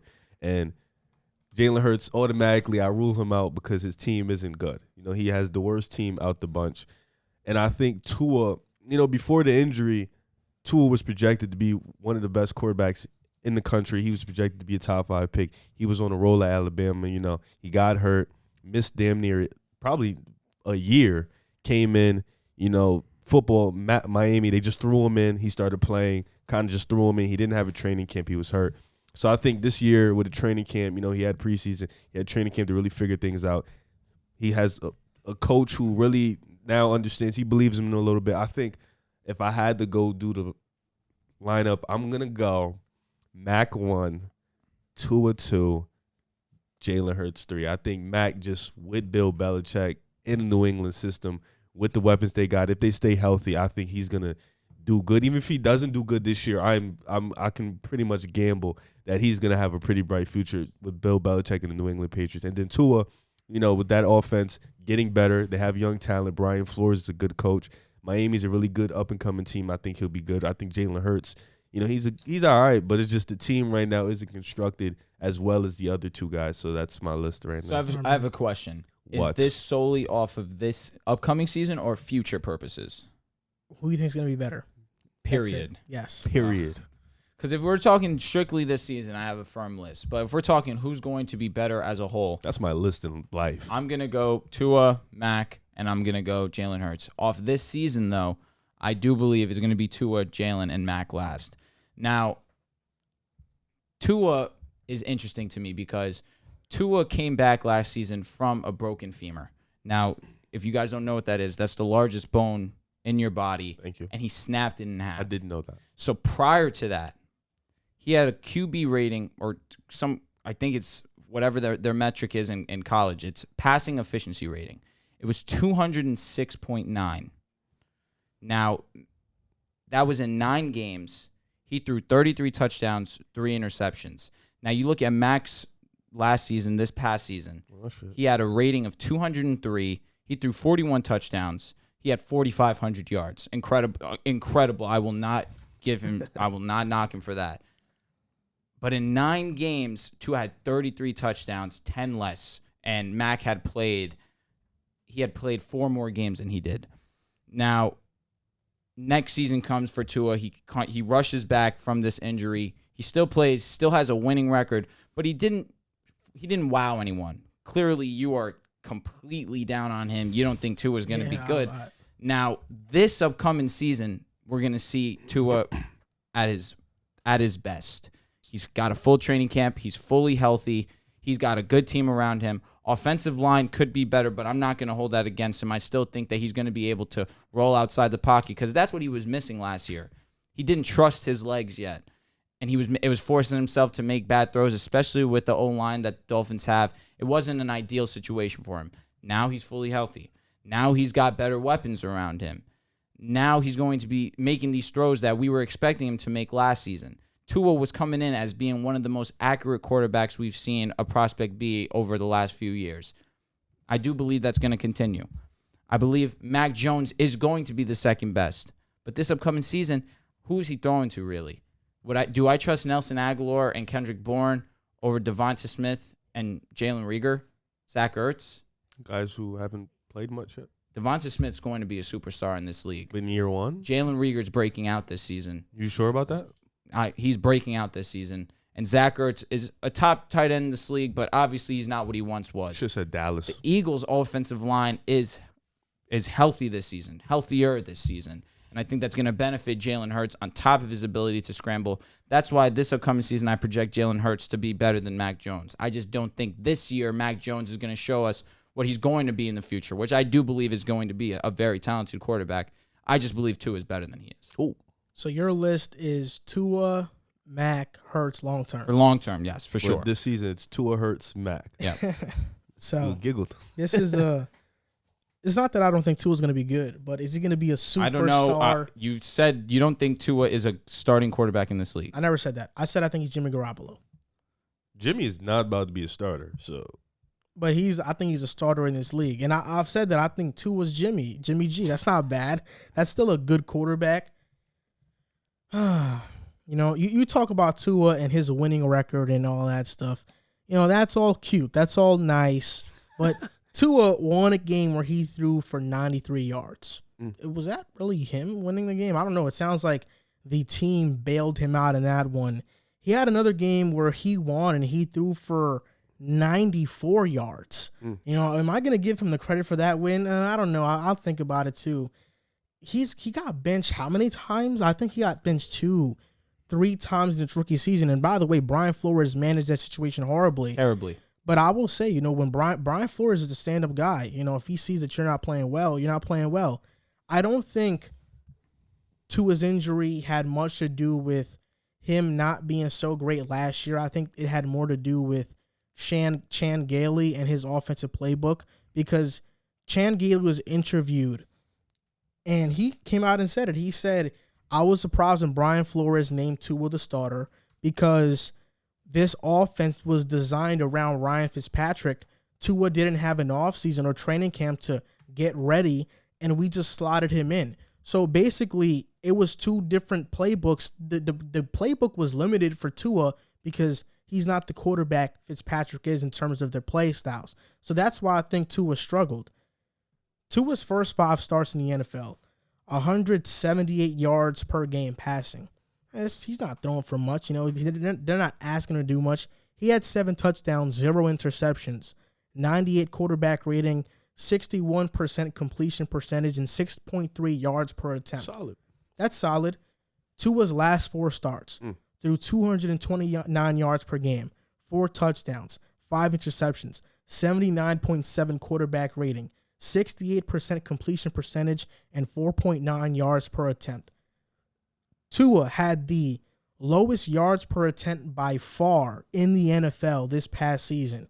He's not a gunslinger, and he's a very safe and accurate quarterback, but can you really say accurate when he's only throwing 2-yard passes? I don't really think so. I think, it's most of the scheme. When we're ranking these guys, it's simple for me, really. Mac Jones is undoubtedly going to be the best quarterback out of this bunch. He has the best arm. He is the most accurate. He is the most comfortable in reading defenses. He is the most efficient. And I think he also senses pressure better than these guys. Maybe not Hurts, but definitely better than Tua. I think Mac Jones is truly going to be God's gift to the New England Patriots. That's how good he is. Mac and cheese, Mac Jones, highest completion percentage in college football history and best quarterback rating in college football history as well. Also, you talk about Tua's season with Alabama versus Mac Jones. Mac Jones had the better season, and he had less talent than Tua as well. Tua had more talent, and they actually opened up the playbook for Mac Jones because he can make more throws than Tua. Second is Jalen Hurts. It's simple for me because when I see Jalen Hurts, I see a guy who has insane leadership ability, who can move out the pocket and is extremely mobile, who has a very good underrated arm. And I think Philadelphia is going to be better than what people expect. Having Devontae Smith, having Zach Ertz, having Miles Sanders. That offensive line is still going to be good. It's not going anywhere. Why do I keep saying Zach Ertz? Because Zach Ertz is going to be good. He's and not now starting, that he's got... No, he is. No. Him and Goddard are still going to... Not playing a 2 tight end system. Playing 1, and Dallas is starting. That's why why y'all not saying Dallas? Well, Dallas Goddard is good too. Tough. Regardless, and I was high on Jalen Reagor pre-draft, and I think he's going to have a better season than he did his rookie season. Even though it's not saying much, I think Reagor is going to be good. I think Jalen Hurts is getting slept on, and I think he's going to be good for Philadelphia. And then third is Tua. Miami, they're going to be a team that is assembled great. But the one thing that's always going to be missing for them is having that franchise-changing quarterback. Do I think Hurts is that? No. Do I think Mac Jones is that? Absolutely. So when I'm ranking these 3, I have Mac Jones, Jalen Hurts, and Tua Tagovailoa. I see franchise quarterback in Mac Jones. I don't see it in Hurts, and I don't see it in Tua. Why do you keep throwing the whole he had 94 yards thing up? Who? For Tua. Because I remember this is early in the show, right? I remember this so vividly too. It's like in the back of my mind.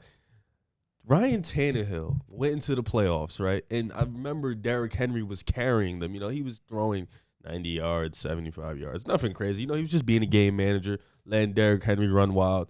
And he came up on the podcast. He said Ryan Tannehill did his job. He was just being a game manager. He's being a game manager. So now when Tua, who's coming up here, he has 94 yards. I don't know the spectrics of the game. But and a rookie. He's coming off a horrific injury. You want to know what's the difference? It's disrespectful. The difference with Ryan Tannehill, they would have never made the playoffs without Ryan Tannehill if he did not take the start. Since Ryan Tannehill has started for the Tennessee Titans, statistically, he has been a top 7 quarterback in the NFL. That's the difference. That has nothing to do. He's proved himself. Right. It has nothing to do with the situation he's talking about. He's proved himself. I get you tried to do that to set us up for that. I'm just saying, he's proved himself. Yeah, but that's in year, what, 10?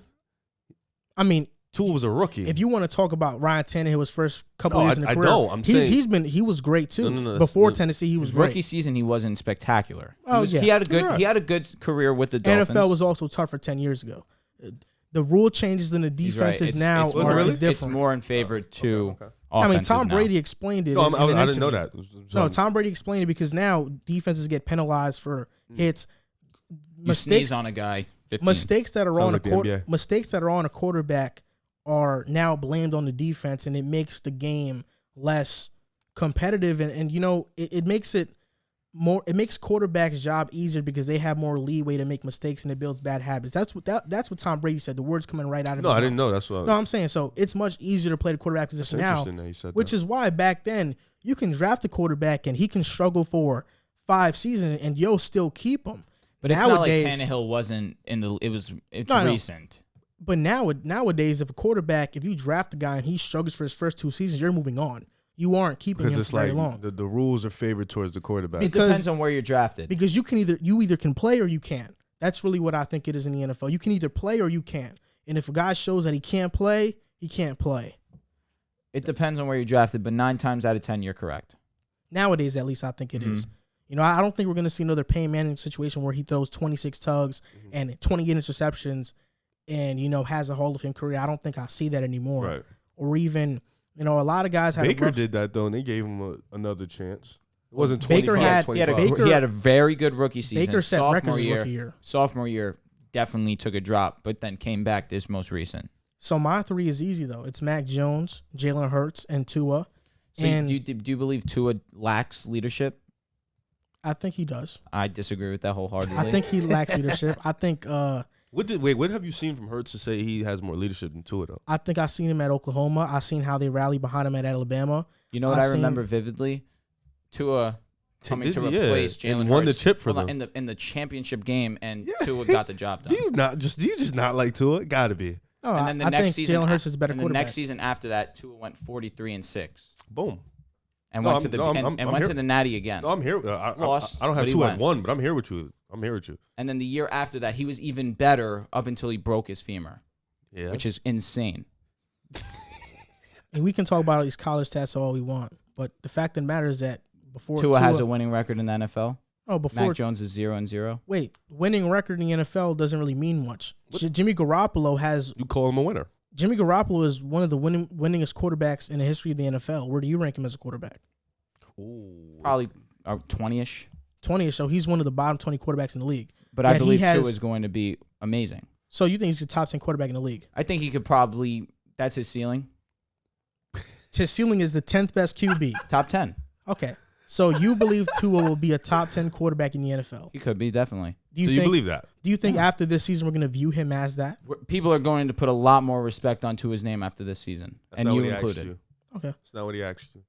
No, they said they're going to see him in a No, different he light. said, "Do you think after Do I the think season he's going to be a top 10 this season? No. There's a lot of great quarterbacks in Okay. this league. And I'm here to tell you, you're going to be wrong. Okay. Very wrong. And you about said that. Mac Jones is going to be better than him.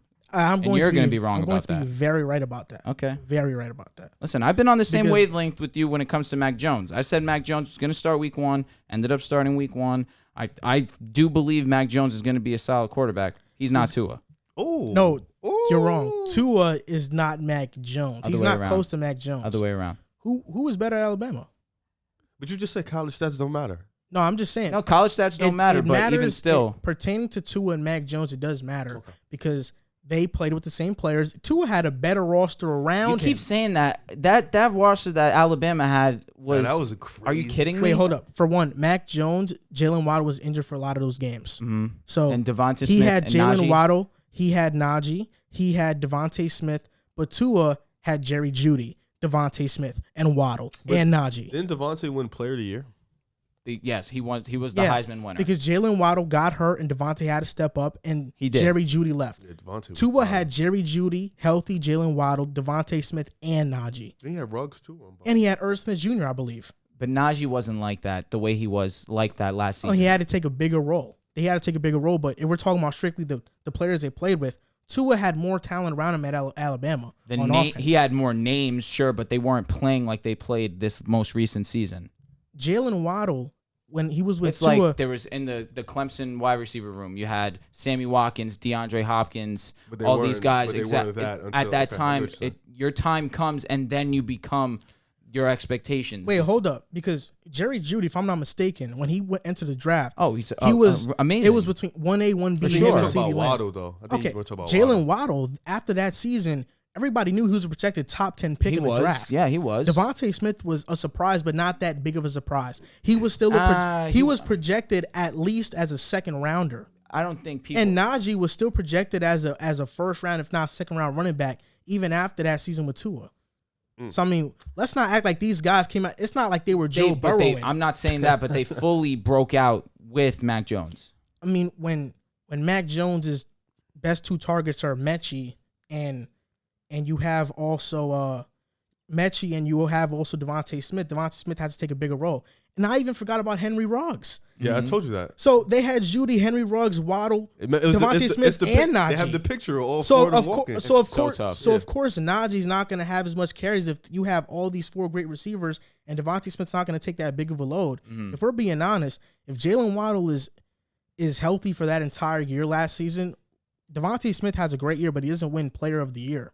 Like, he won it because he had to take a much more increased role. But he still thrived in it. And was still. I get it. I understand. But my point was that Tua played with more talent at Alabama than he played Mac with Jones. more names than Mac Jones. What do you mean more names? He played with more talent. But overall, it's not like they all played and they all shined. Jerry Jeudy, Henry Ruggs definitely shined. They definitely did. They were both top 15 picks. They definitely did. But Najee Harris shined. He did not shine like he shined with Mac. But he shined. Look at the numbers then. I'll look it up so you can continue talking. But we're not. It's not just names though. He's playing with better talent. It's not just names. He played with 2 first-round picks and Judy and Ruggs and Devontae and Jalen Waddle. Like, it's not even close in terms of the talent they played with. They weren't all getting the touches like they were once these 2 guys left. Okay, so for example, let's just talk about it in NFL terms. If let's say a quarterback he's playing with Hopkins, Julio, Devontae, and Stephon Diggs, and the other quarterback is playing with Hopkins, Julio, AJ Brown, and freaking let's just say Devontae Parker. Are we not saying one of them played with more talent, or are you just saying they played with more names? They're definitely still playing with more talent. Tua was with Najee Harris in 2019, but that's when Tua got hurt, right? How many games did he get hurt into? 8. I want to say it was 9 games. So basically the entire season. 13 total games, like 14 total games. 9 is the bulk of it. So it's not like he missed half the year though. So he played most of the year. But he missed the important parts though. And Mac Jones came in that year and played well too. So even the year before then, Tua still was amazing. Who was the running back the year before? Josh Jacobs? Let's see who was a Pro Bowl running back? You hold Pro Bowl into high esteem, but regardless of that, Josh Jacobs has been the top 10 running back in the league. Last season, he was top 10 in your opinion? I mean, he's been in the league 2 years.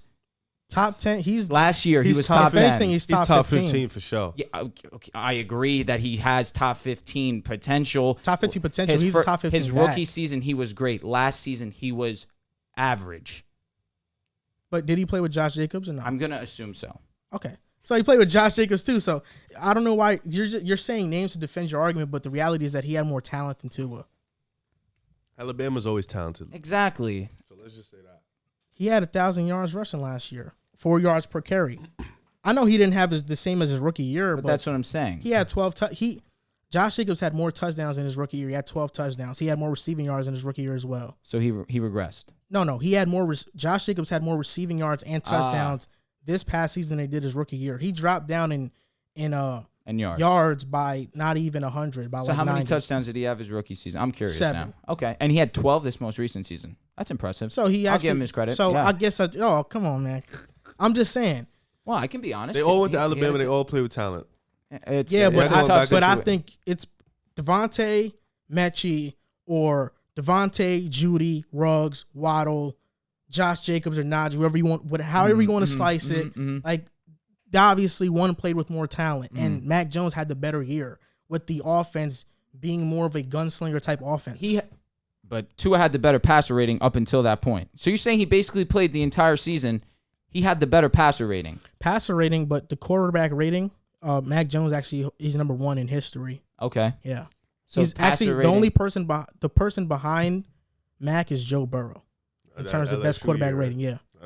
And Mac Jones' highest completion percentage in college football history, and he took more chances down the field than Tua. And that's why I think Mac is going to be great. Yards per attempt, it's about the same. Well, then you got to take in yards after catch too. I'm pretty sure Tua had more yards after catch. It was 12. It was 12.3. Excuse me, 11.3, 11.2 in his 2 years. 11.2 for Mac Jones. Mac Jones had 11.2. Mm-hmm. Okay, yeah, that's a lot of yards per pass. Mm-hmm. But it also depends on yards after catch because yards like I mentioned, Tua is playing with Ruggs, so having him as that vertical threat, you're obviously going to be throwing bombs, or even a screen pass could turn into like an 80-yard touchdown because he's just so fast. Yep.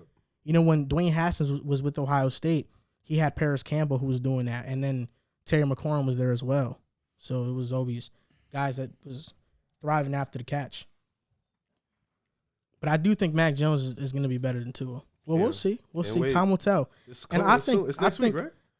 I mean, yeah, it is. It is. I mean, week one, Thursday. It's Tua versus Mac Jones. That's going to be awesome to week watch. Week one, yeah, it's going to be awesome to watch Mac Jones torch Miami and Tua throw 5 picks in a game or 3 picks. That just sounds like a hating remark. He is legit hating. That's Joel. No, we'll see. We'll see Tua struggle versus the Patriots while Mac Jones thrives and does his thing versus Miami.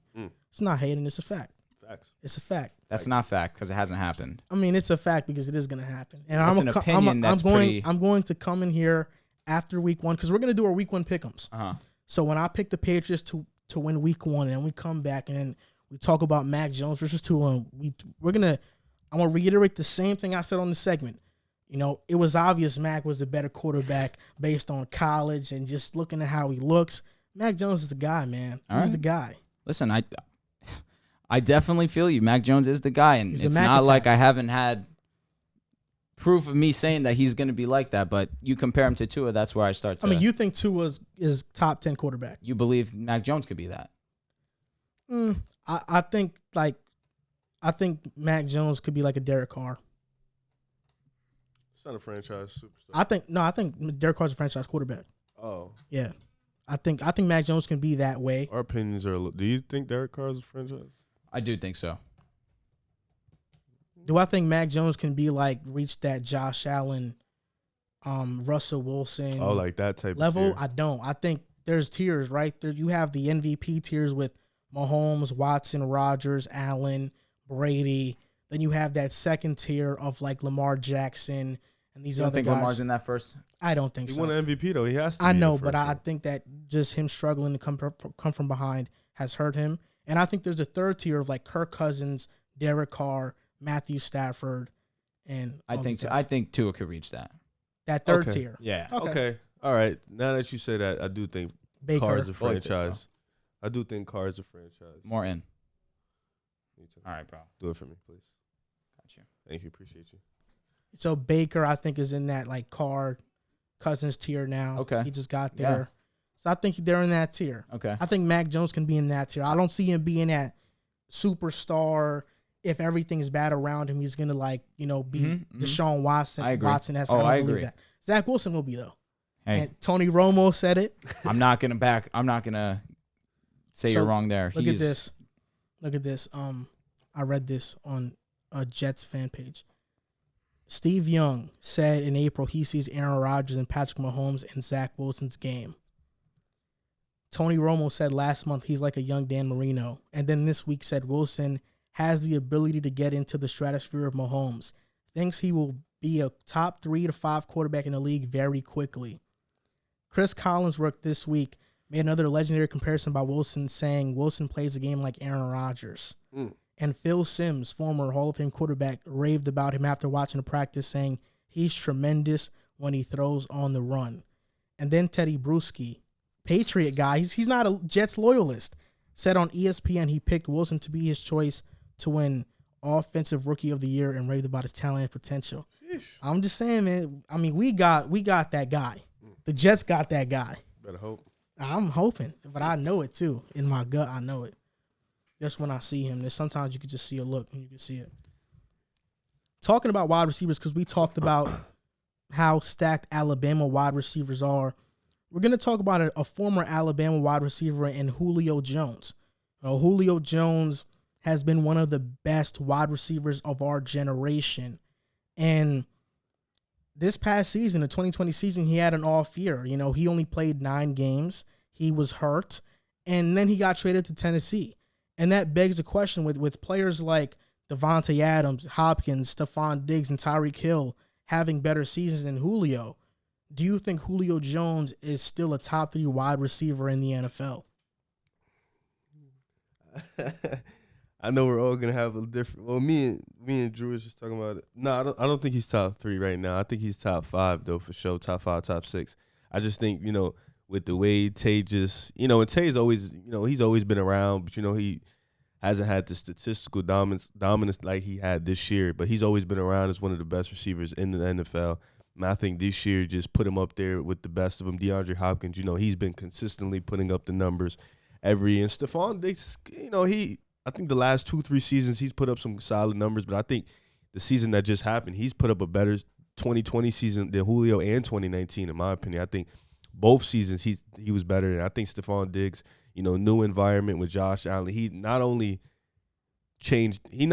elevated his game, but he elevated Josh Allen into that superstar category. So I think when you do stuff like that, you know, you definitely got to be in high company. You know, DeAndre Hopkins, he was blessed. He hasn't been blessed with the type of quarterback play that Tay or Julio has been, but he's been consistently dominant. Tay, you know, with Aaron Rodgers, he's finally got to put the numbers up. But I think Julio, you know, with him being injured and him being at the age he is, it's disrespectful to say he wouldn't be top 5. But I don't think it's disrespectful to say he's not top 3 now, considering the fact that Stephon Diggs, who just, if I'm not mistaken, led the league in yards. He's one of the best. Led in receptions. Thank you. Led the league in receptions. One of the best. He was a top 5 yard leader. Definitely a top 5 yard leader. He was top 7, 8 in touchdowns. So I think him having that year, and then D-Hop, you know, he's going to be D-Hop and Tay being Tay. I have those 3 in front of him, but I got it's tough at 4 because it's either Tyreek Hill or Julio Jones. Tyreek just so explosive. It's hard to keep him out the top 5 too, but those 2 would be my 4 or 5, but those are my 3 right there.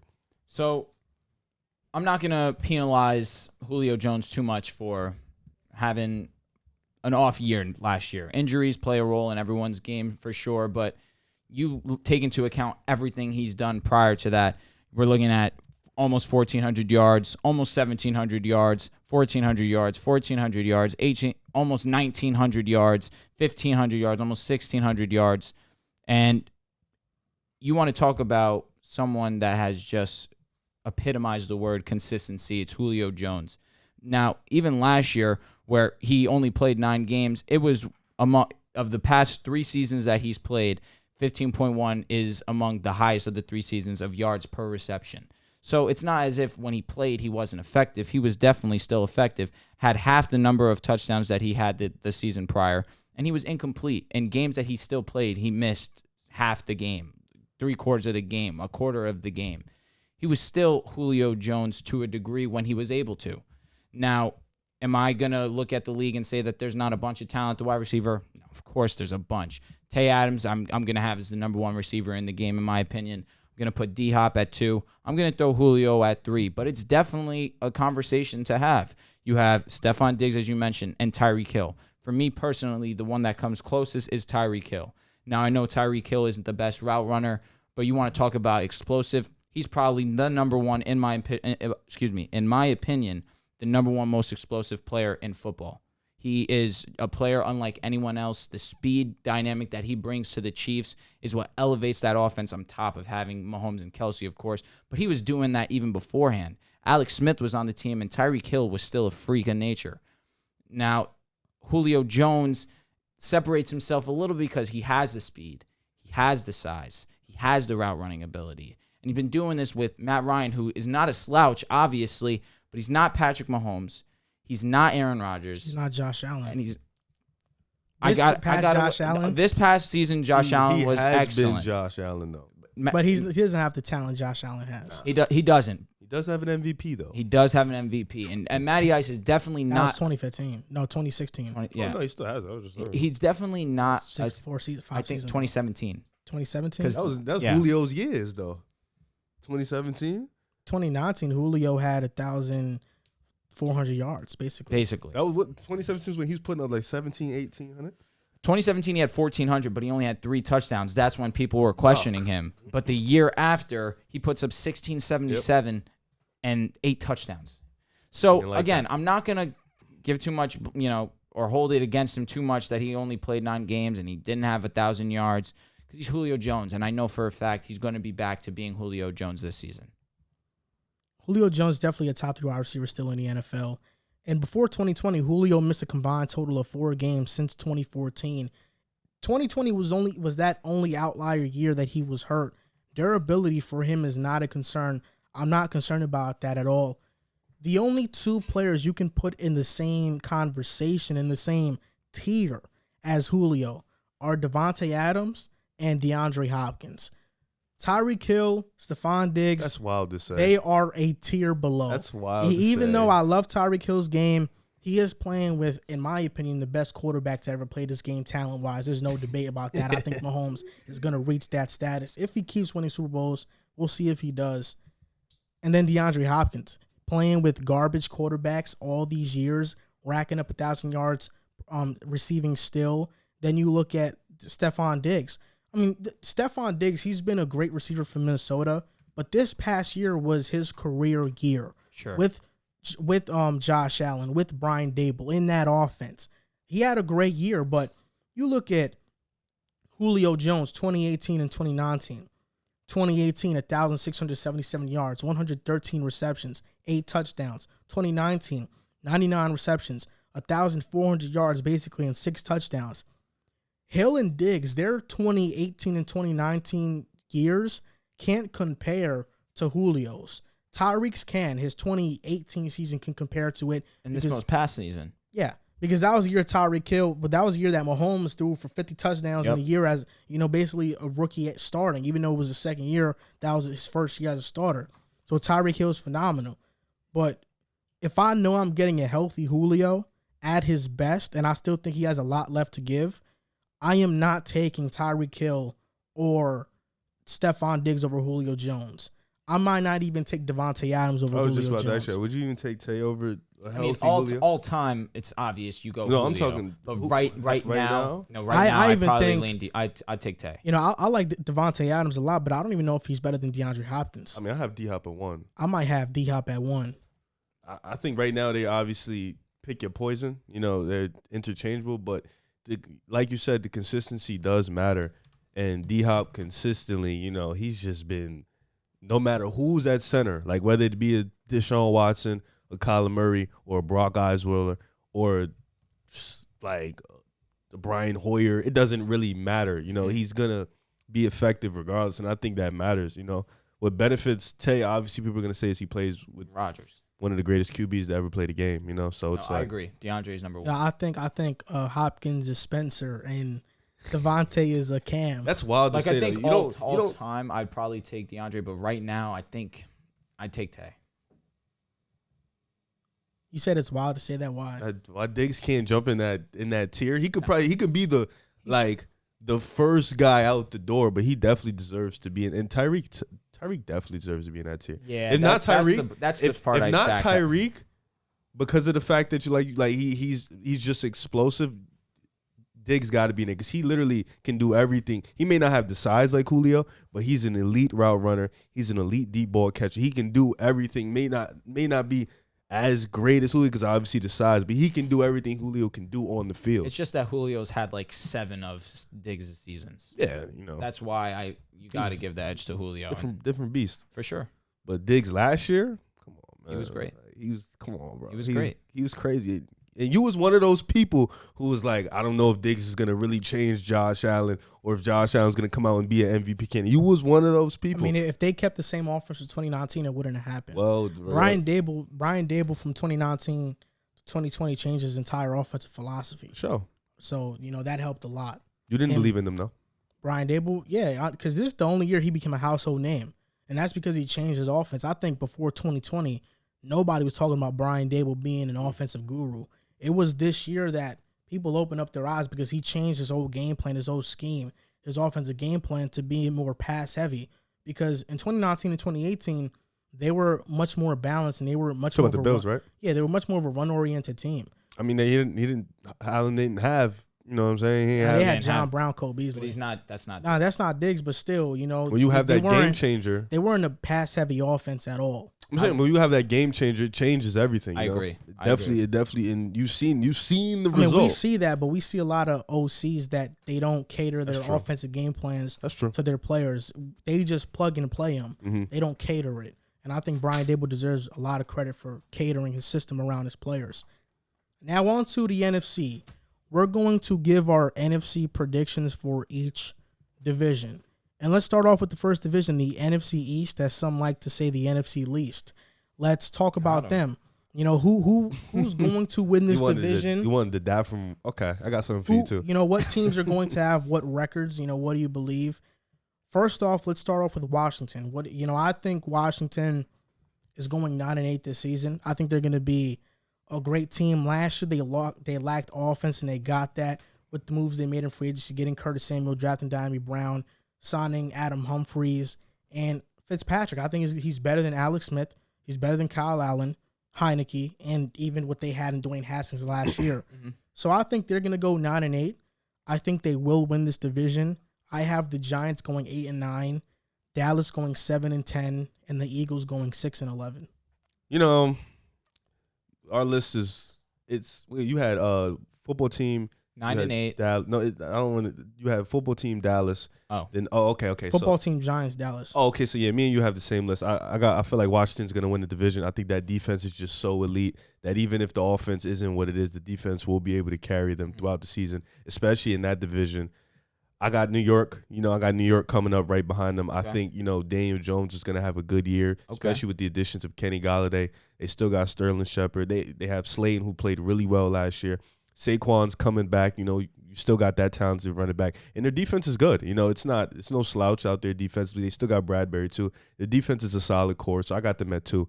Dallas, the Star Boys, they'll be 3rd. They'll be cool. I just think that defense still needs a lot of fixing. Their offense is going to be one of the best in the league statistically. But I just think, that defense still needs a lot of work. Zeke, we don't know. Zeke hasn't been the same since his rookie. He's been slowly regressing since his rookie year. But, they still got CeeDee Lamb. They still got Amari Cooper. So offensively, they'll still be dominant. But I think, defense is in there. And then my boys, we just don't have – I think our offensive line, like you said, it's been healthy, but we always get it healthy, and then they start to get the injuries late. We get Brandon Brooks back, so I think that's dope. But Brandon Brooks. No, he tore his ACL. Offensive lineman? Yeah, he didn't play last year. We get him back. Lane Johnson, he's feeling healthy. Jason Kelsey's back. New coach, new system. Jalen Hurts, we got a receiver, so we're still young. We still have time to grow. I don't think we'll be that good, but I think we'll be competitive within the division. Wait, so what do you think the Eagles' record is going to be? I think we're gonna win like 4 or 5 games. I had Washington 10-7. I had Giants 9-8. I had Dallas 8-9, and then we're gonna win like around 4 or 5 games. I don't think we'll win 6. We win 6, it's lit, but it doesn't really matter. We'll be the worst in the division. Just backpack of what you said. I think the Eagles probably win 4 games. I think they go 4-13. I just think overall defensively they're still really bad.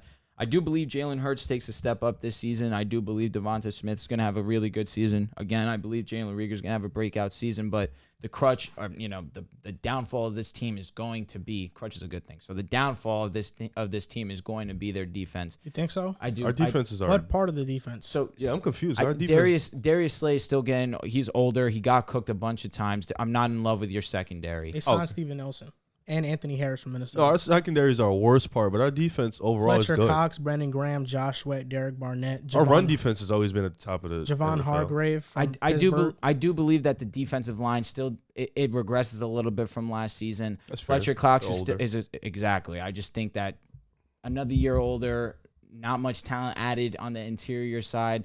Fletcher Cox is obviously one of the more talented guys in the league, but overall, I'm looking at the. I just want to let you know if you did see bad defense last year, it was because of our bad offense that led to our bad defense. Okay. Being on the field consistently. And I do believe that your offense was bad last season because you mentioned the offensive line was really banged up. Now you bring these pieces back. I do believe that it's going to give Jalen Hurts a little bit more time in the pocket. And even if the pocket starts collapsing, I do believe Jalen Hurts has the ability to scramble outside. I don't trust his ability to throw on the run as much as I trust him to go and scramble for a first down. Now, I do believe Miles Sanders is going to be in line for a big role this season. He's a good pass-catching back. He is really good. If you just hand the ball off to him and you ask him to make something happen, he actually led the league in 50-yard rushes, I believe. Talk about Sanders, right? Yeah, Miles Sanders. He was really solid last season. But ultimately, I do believe that it's not going to be enough to make them a winning team this season. I think third place is actually going to be the Giants. I think they're going to go 7-9. I do believe that their defense is really solid, but I'm not sold on that offensive line. 7-10? Yes, thank you very much. 7-10. I just don't believe in that offensive line. They need they definitely more talent. Andrew Thomas really hasn't shown much up to this point. I'm not out on him yet. I just think that he still needs more time to develop. I think that they're forcing him to play left tackle right now, even though I believe his natural position is right tackle. And Nate Soldier, you signed him, and that was it's burned them terribly. He was not worth the contract that they ended up giving him. I'm not a fan as a whole of that offensive line. But you mentioned it. They have really good weapons. Obviously, Saquon. They just brought in Galladay. Sterling Shepard's solid for them. I feel like I'm blanking on another receiver. There's Darius Slayton was a touchdown threat for them, but I'm not looking in too deep into Slayton. I'm not a huge fan of his this season. But defense, that's their strong point. They have a really solid defense. They definitely impressed me last season, which is the reason why they were winning some of their games. James Bradbury is a top corner in this league, but I just fear that the offensive line is going to make Daniel be under stress, and he's not going to be able to live or manage it well. Yeah. So just to let you know, PFF, after the end of the 2020 season, they did the defensive line rankings. The Eagles came second. Okay. No, our D-line is dope. They're projecting them in 2021 to be the 5th ranked one. Okay. So consistently, defensive line is great. I think secondary, you're right, but defensive line, I think they're going to be still great. Okay, so to continue on my list here, Dallas, I think, is going to come in second. You mentioned it. Their defense, both of you guys mentioned it. Their defense really is still bad. Overall, their secondary is not good. They brought in Keanu Neal. I'm not a huge fan of that signing because he's so injury-prone. But I do believe that their offense is going to be able to win them games still. Dak is still a very efficient quarterback. Amari Cooper's still one of the best receivers in our league. CeeDee Lamb is an up-and-coming superstar, in my opinion. I think Ezekiel Elliott bounces back. You mentioned that he's regressed since his rookie season. I don't agree with that at all. I think he's improved his ability to be a pass-catching back as well. I believe that this offensive line, the misfortunes that they've had, Travis Frederick's getting retiring, Tyron Smith being in and out of the lineup, Zach Martin being in and out of the lineup, Lyle Collins being in and out of the lineup. That's what's been the primetime thing about the Cowboys for the past few years, even going back to when Romo was there, that this O-line is all world good, and it just hasn't been there together all at once in recent memory. But Zeke still has been able to manage with it. Last season, he wasn't great because obviously he didn't have Dak, but he still put up a respectable season, not what we come to expect out of him. But I believe now that Dak's back, now that this offensive line, right now at least, is somewhat healthy, I do believe Zeke has a comeback season. And I believe that they win 9 games. I think that this division's still not going to be great.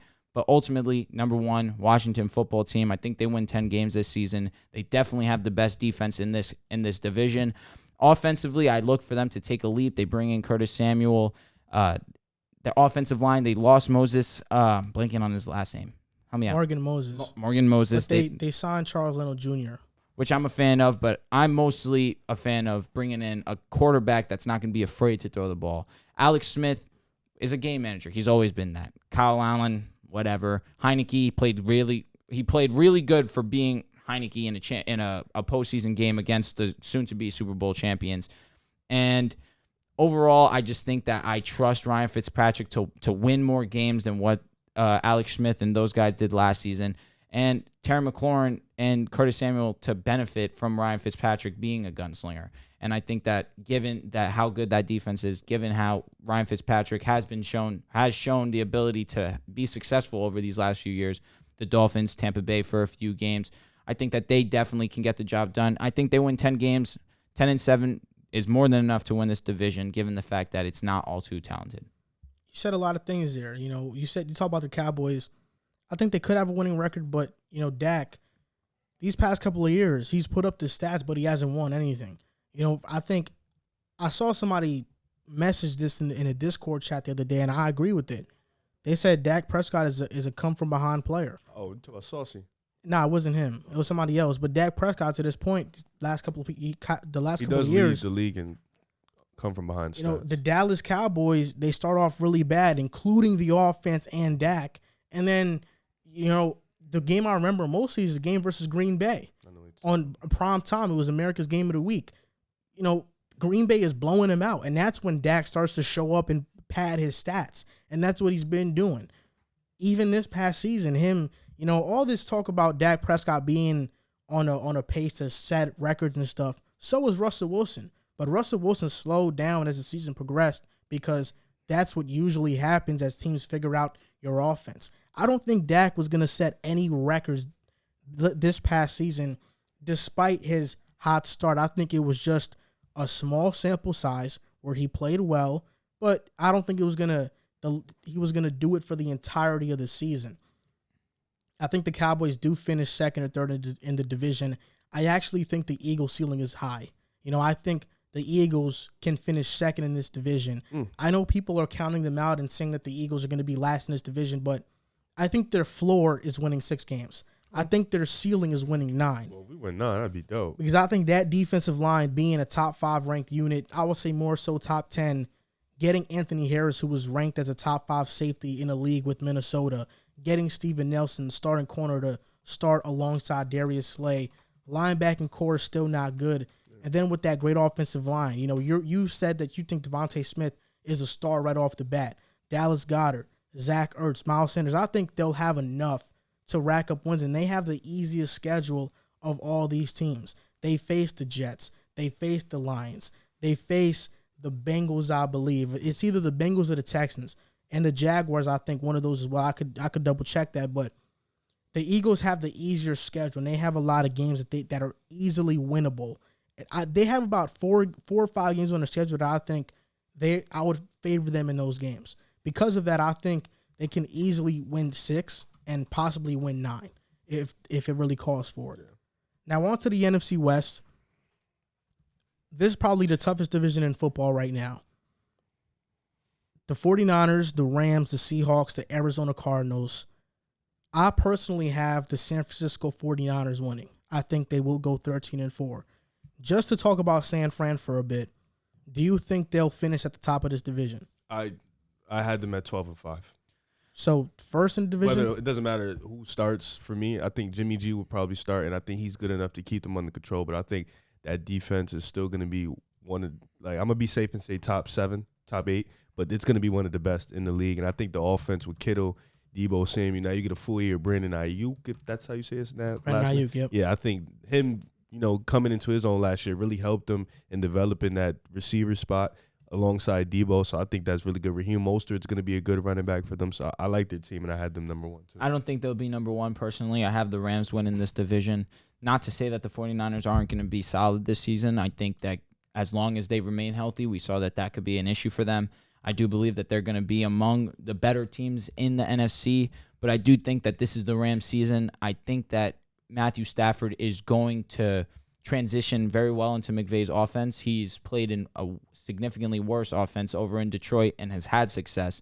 Now he's going into one of the best offensive minds in the league. He's giving him Robert Woods, giving him Cooper Kupp right off the bat. It's unfortunate that Cam Akers had to get hurt because I believed in Cam Akers.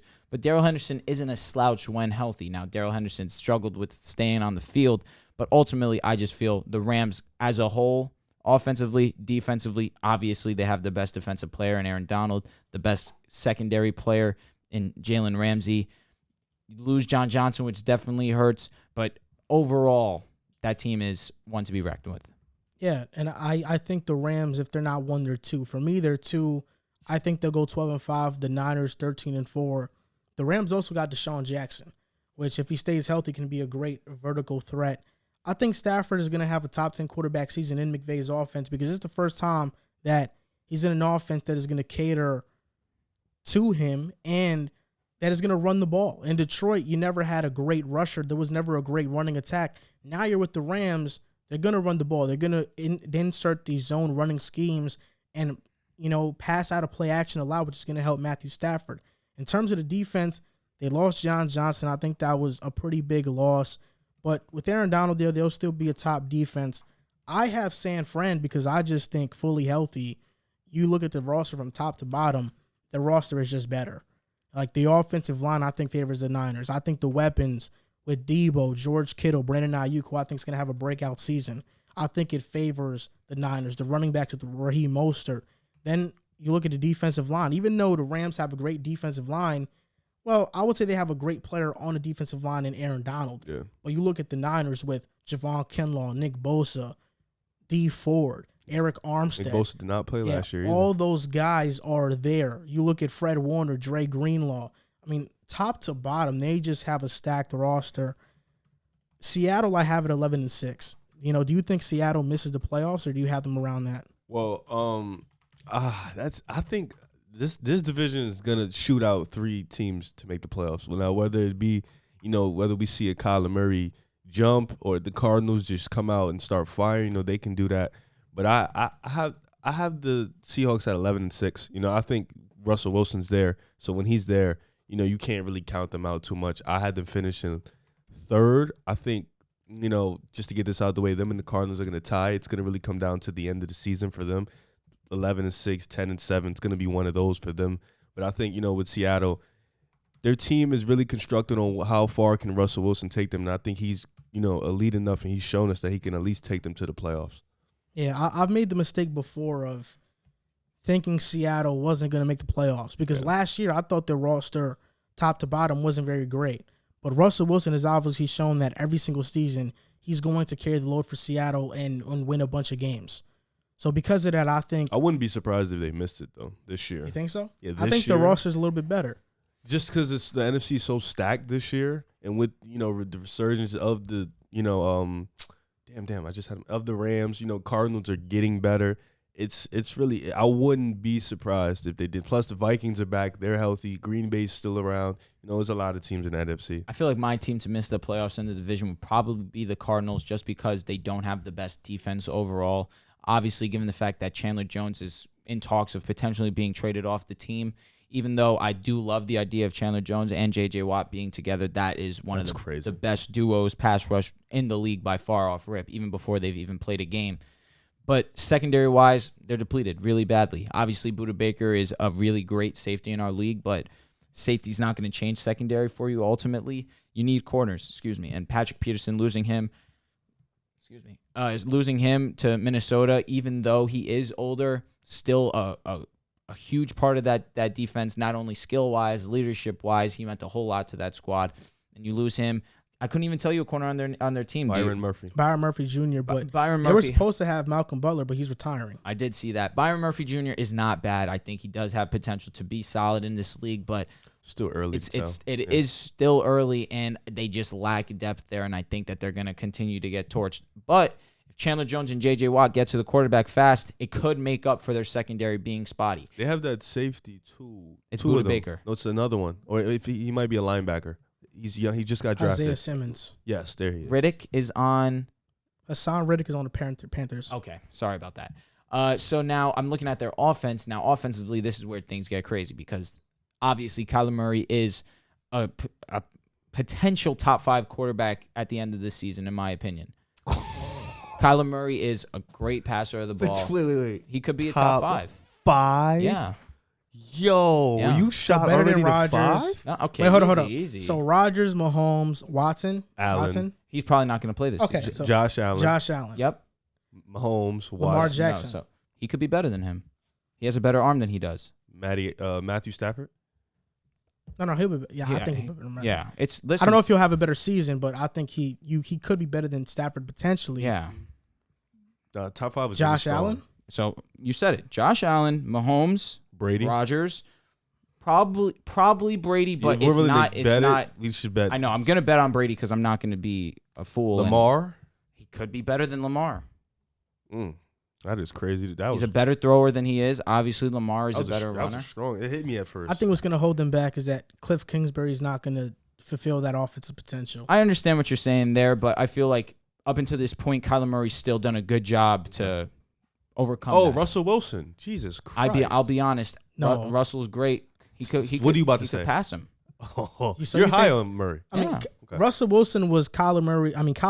Russell Wilson was Kyler Murray's comp. Absolutely. So you think after this season, Kyler Murray It could be a thing. could pass This Russell is year Wilson. 3 for Murray. So you think Kyler Murray's a top 5 quarterback after this year? He could be 100%. We'll be back for this. All right, which is fine. Listen, I mean, if you're stand on it. It's of course, dude. It's Stand on Kyler Murray. That's a very solid dude to stand on. It sounds crazy. It does. But I'm fine saying that. I think say it again. I say top 5 is crazy because I think it's Rodgers, Mahomes.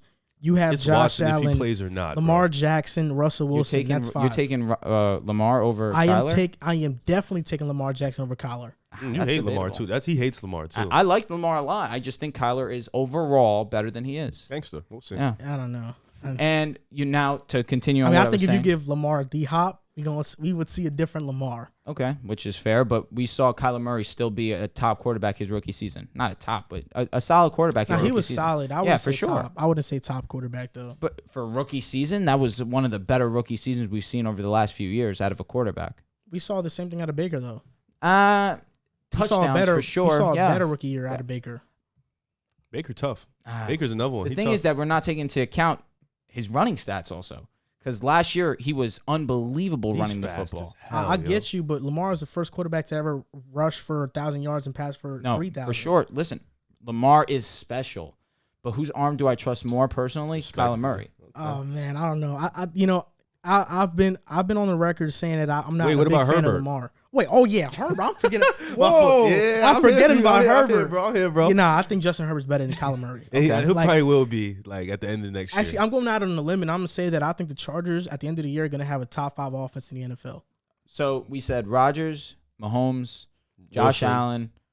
I'm not going to give Wilson personally. No, we're saying right now, like as who's the 5 right now? Wilson. But he's no, but saying I'm saying after at the the end of end. the season. At the he- end you of the really, so season. you don't trust I have Wilson. Herbert as an MVP this season, so I'm How you cool with forget that. him? I just Nah, I forgot him too. Yeah, That's exactly. crazy. I'll give y'all Herbert. So you're saying you're putting Kyler over Russell Wilson? Yeah, Dang, wow. and Lamar. Oh man, I don't know. Oof. I love Kyler Murray, and now you bring in AJ Green in single coverage. The running backs. I don't know AJ. and Green. He single had that coverage. last year. He was still in and out of the lineup for He was whatever getting reason. number ones though. He's not He going to get didn't want number to really ones. Nah, play T. because the Higgins Bengals was. were garbage. He was. AJ Green was seeing Denzel Ward, Marlon Humphreys. He was still seeing those guys. He was when he played. Yeah, but, when he played. but regardless of that, he really wasn't. For Now some D-Hop reason, get he all wasn't that. motivated last season, even though he was playing with the number 1 I pick get you. overall. I mean, I think AJ Green have a better year, but I don't know. I'm not saying I've seen a world. I've seen Russell Wilson carry He has squads DK that still. have no business being in the playoffs. I've also seen Russell Wilson start a season. The first 10 to 11 games, Russell is arguably the best quarterback in the league. Come that last 4 games stretch, you start to see Russell kind of slow down because it's taking a toll and carrying a roster. But And is that it's tough. Is that him or just taking a toll on because his team? Quarterbacks still do it. You know what I'm saying? Kyler hasn't. But he hasn't. How many games did he win last season? He won a good amount, not like nothing crazy. And the At least thing, 7, and I the think it reason was. why they were not in, They were good. He was in the MVP defense is discussions not for like good. the so you first think 4 or 5 Kyler weeks. Murray will be better than Ron Tannehill next year? Yeah. After next season, with Tannehill having Julio and AJ Brown and Derrick The Henry. thing is that I'm taking into account his rushing ability. So you have Kyler over Dak then? Yeah. Okay, just making sure. Yeah. I would have Kyler over Dak too. Yeah. I think Kyler's borderline top 10 right Kyler now. is tough. He's top 10, top 5. I don't know. I just think those guys are stamped. It's right a lot. now. No, it's definitely a strong statement, but I'm more than So confident you saying have it. Cardinals finishing at the end of the fourth. I'm saying that it's possible because their defense is probably the worst Out of all the 4 out of teams? the 4. Yeah. I mean, I have the Niners first, the Rams second, the Seahawks third, and the Cardinals fourth. And then you have Rams. I have Niners. Rams, Niners, Seahawks. So Cards. we're all in agreement Yeah. on the first 3. Yeah. Well, not really, but Niners, Rams, and Seahawks Yep. are the first. So this is again. probably where we're going to disagree. NFC North predictions. Off the bat, I think the Bears and the Lions are out of this discussion, especially the Lions. We know they're going to be awful. Yep. The Bears, they have a very tough schedule. Offensive line stinks. You guys have heard from me that I don't think Matt Nagy is a good coach at all. Defensive line will still be great, but that secondary is going to take a hit. And we'll see when Justin Fields starts, but he is a rookie. There's a lot of pressure to put on him to say that they're going to win games because of him. I think the Bears go 5-12. So I think this division is between the Minnesota Vikings and the Green Bay Packers. I have the Minnesota Vikings. There's no doubt about that. I've been saying it for the last couple of months, but I do have a change of heart in this. I think the Vikings and Packers will both win the same amount of games. Finally. I think they will win. They will both win 11 games, and the Vikings will own the tiebreaker because I think they'll have the better home record. But I do think they have the same record. I think these teams are evenly matched. But if Kirk Cousins was just better, if he was Rodgers, then I think they win this division by a landslide. Yeah, because I think the roster top to bottom is better. Yeah, I think. But obviously, Rodgers just puts them at that 11 win plus category. That's why I have Green Bay at 1, but I have both of these. I had both of these teams even before I had both of these teams making the playoffs. This is one of the other divisions where I have two teams making the playoffs. I think these two teams are clearly above and beyond the Bears and the Lions. They're going to get 4 wins easily off both those teams. But I think, like you said, Minnesota top to bottom is a better roster than Green Bay. But Green Bay's roster isn't bad. And the thing that's putting them over is the fact that they have one of the greatest quarterbacks to ever play who's still playing at a high level. So I think that's what really, the gap between Aaron and Kirk is just so big that I will put Green Bay as my number 1. But I had them 11-6. I have Minnesota 11-6 also. I feel like it's just going to come down. I think Green Bay is just going to win both the division games, and that's what's going to put them as a higher seed. But I have both of these guys making the playoffs regardless. I do agree. Both will make the playoffs. I just believe that this is a written in the stars type season for the Packers. I'm not saying that they're necessarily going to win the Super Bowl. It's type vibes. Not the Last Dance, because obviously the Bulls are a different whole type of conversation. Yeah. That being said, Rodgers is still an all-time great player, and he still has all-time great players around him as well. Tay Adams. I don't think Aaron Jones is probably all-time great, but he's still a top running back in our league. Jair is an all-time. He's on that route of being an all-time great corner. Zadarius Smith, I got a little backlash for not giving him his credit, but Zadarius Smith is a solid player for sure. He's an amazing defensive player. I just think overall,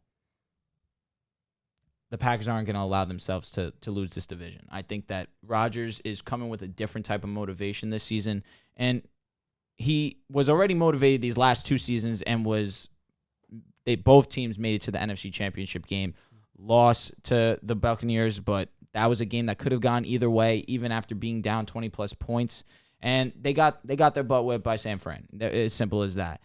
But going into this season, it's a different type of feel now. It could potentially be the greatest quarterback to ever touch a Green Bay uniforms last season with them. Devontae Adams, this could be his last season with them too. Yeah. Aaron Jones is probably signed there for a little while, but if you lose him, you got to contemplate trading him because do you really want him to be one of your higher people on your payroll? In my opinion, I wouldn't want that. Obviously, I think Jair will probably get his bag, but if Rodgers is gone, Tay is gone, is Jair really going to want to stay? They'll probably tag him for a year or two, probably 2 years if Jair is saying he wants out, but this is the last season that we're going to see the Green Bay Packers be the Green Bay Packers we've become accustomed to, and I think that they go 14-2 this season. I think they have a great season, probably the number 1, number 2 seed in the NFC, the worst they could be, in my opinion, number 2. And that's no knock to Minnesota. I think Minnesota is going to be a solid team this year, 11-12 wins in that vicinity. Their defense is going to take a step up this season. I still worry about their offensive line a bit, but they've made some adjustments to that line. I think offensively they have some of the best weapons in the game. Obviously, Dalvin Cook is a top 3 running back in my opinion, top 4 at worst. You have Adam Thielen and Justin Jefferson, arguably the best duo in the league. Arguably, arguably Tennessee. Okay, I'm cool with that. I'm cool with Tennessee. Yeah. Even I'm blanking on somebody. Oh, Tampa. You could say Tampa too. That's fine because Tampa has 3. You said that this is the last time we're going to see the Packers be the Packers, so that means that you believe Jordan Love is not. I'm not a fan of Jordan Love's personally. Okay, I don't know yet. Yeah, I love. I know Love. you. I know what you Love. know. I don't know yet. My opinion on this is, I think in the NFL, it's so much different than the NBA in the aspect that Devontae Adams is going to stay as long as he's going to get his bag. Facts. In the NFL, they have so much control over their players. You can franchise them for 2 years before they hit the open market. I don't think Jair is going anywhere. I don't think Devontae Adams, even if Rodgers leaves, is going anywhere. I think they're all staying. And with Jordan Love, if he's under center, I think he'll be good.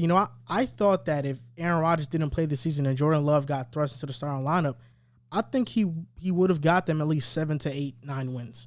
I think Jordan Love is going to be a good quarterback.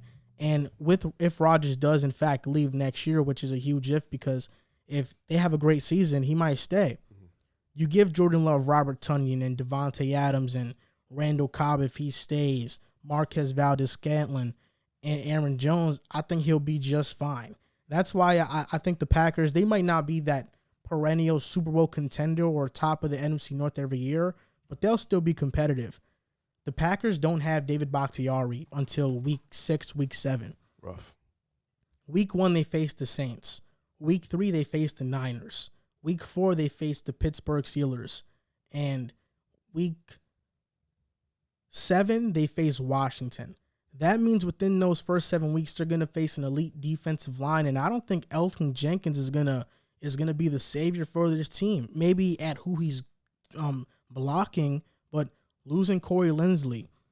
Then your tackles are Dennis Kelly and Billy Turner. If you move Elton Jenkins to center, now you don't have that guard spot filled out. Josh Myers is a rookie. There's just a bunch of question marks on this offensive line, and that's why I'm not comfortable in saying that they're going to be winning a bunch of games, because you think they're going to go 14-3 or 15-2 around there. 14-3 sounds right. 14-3.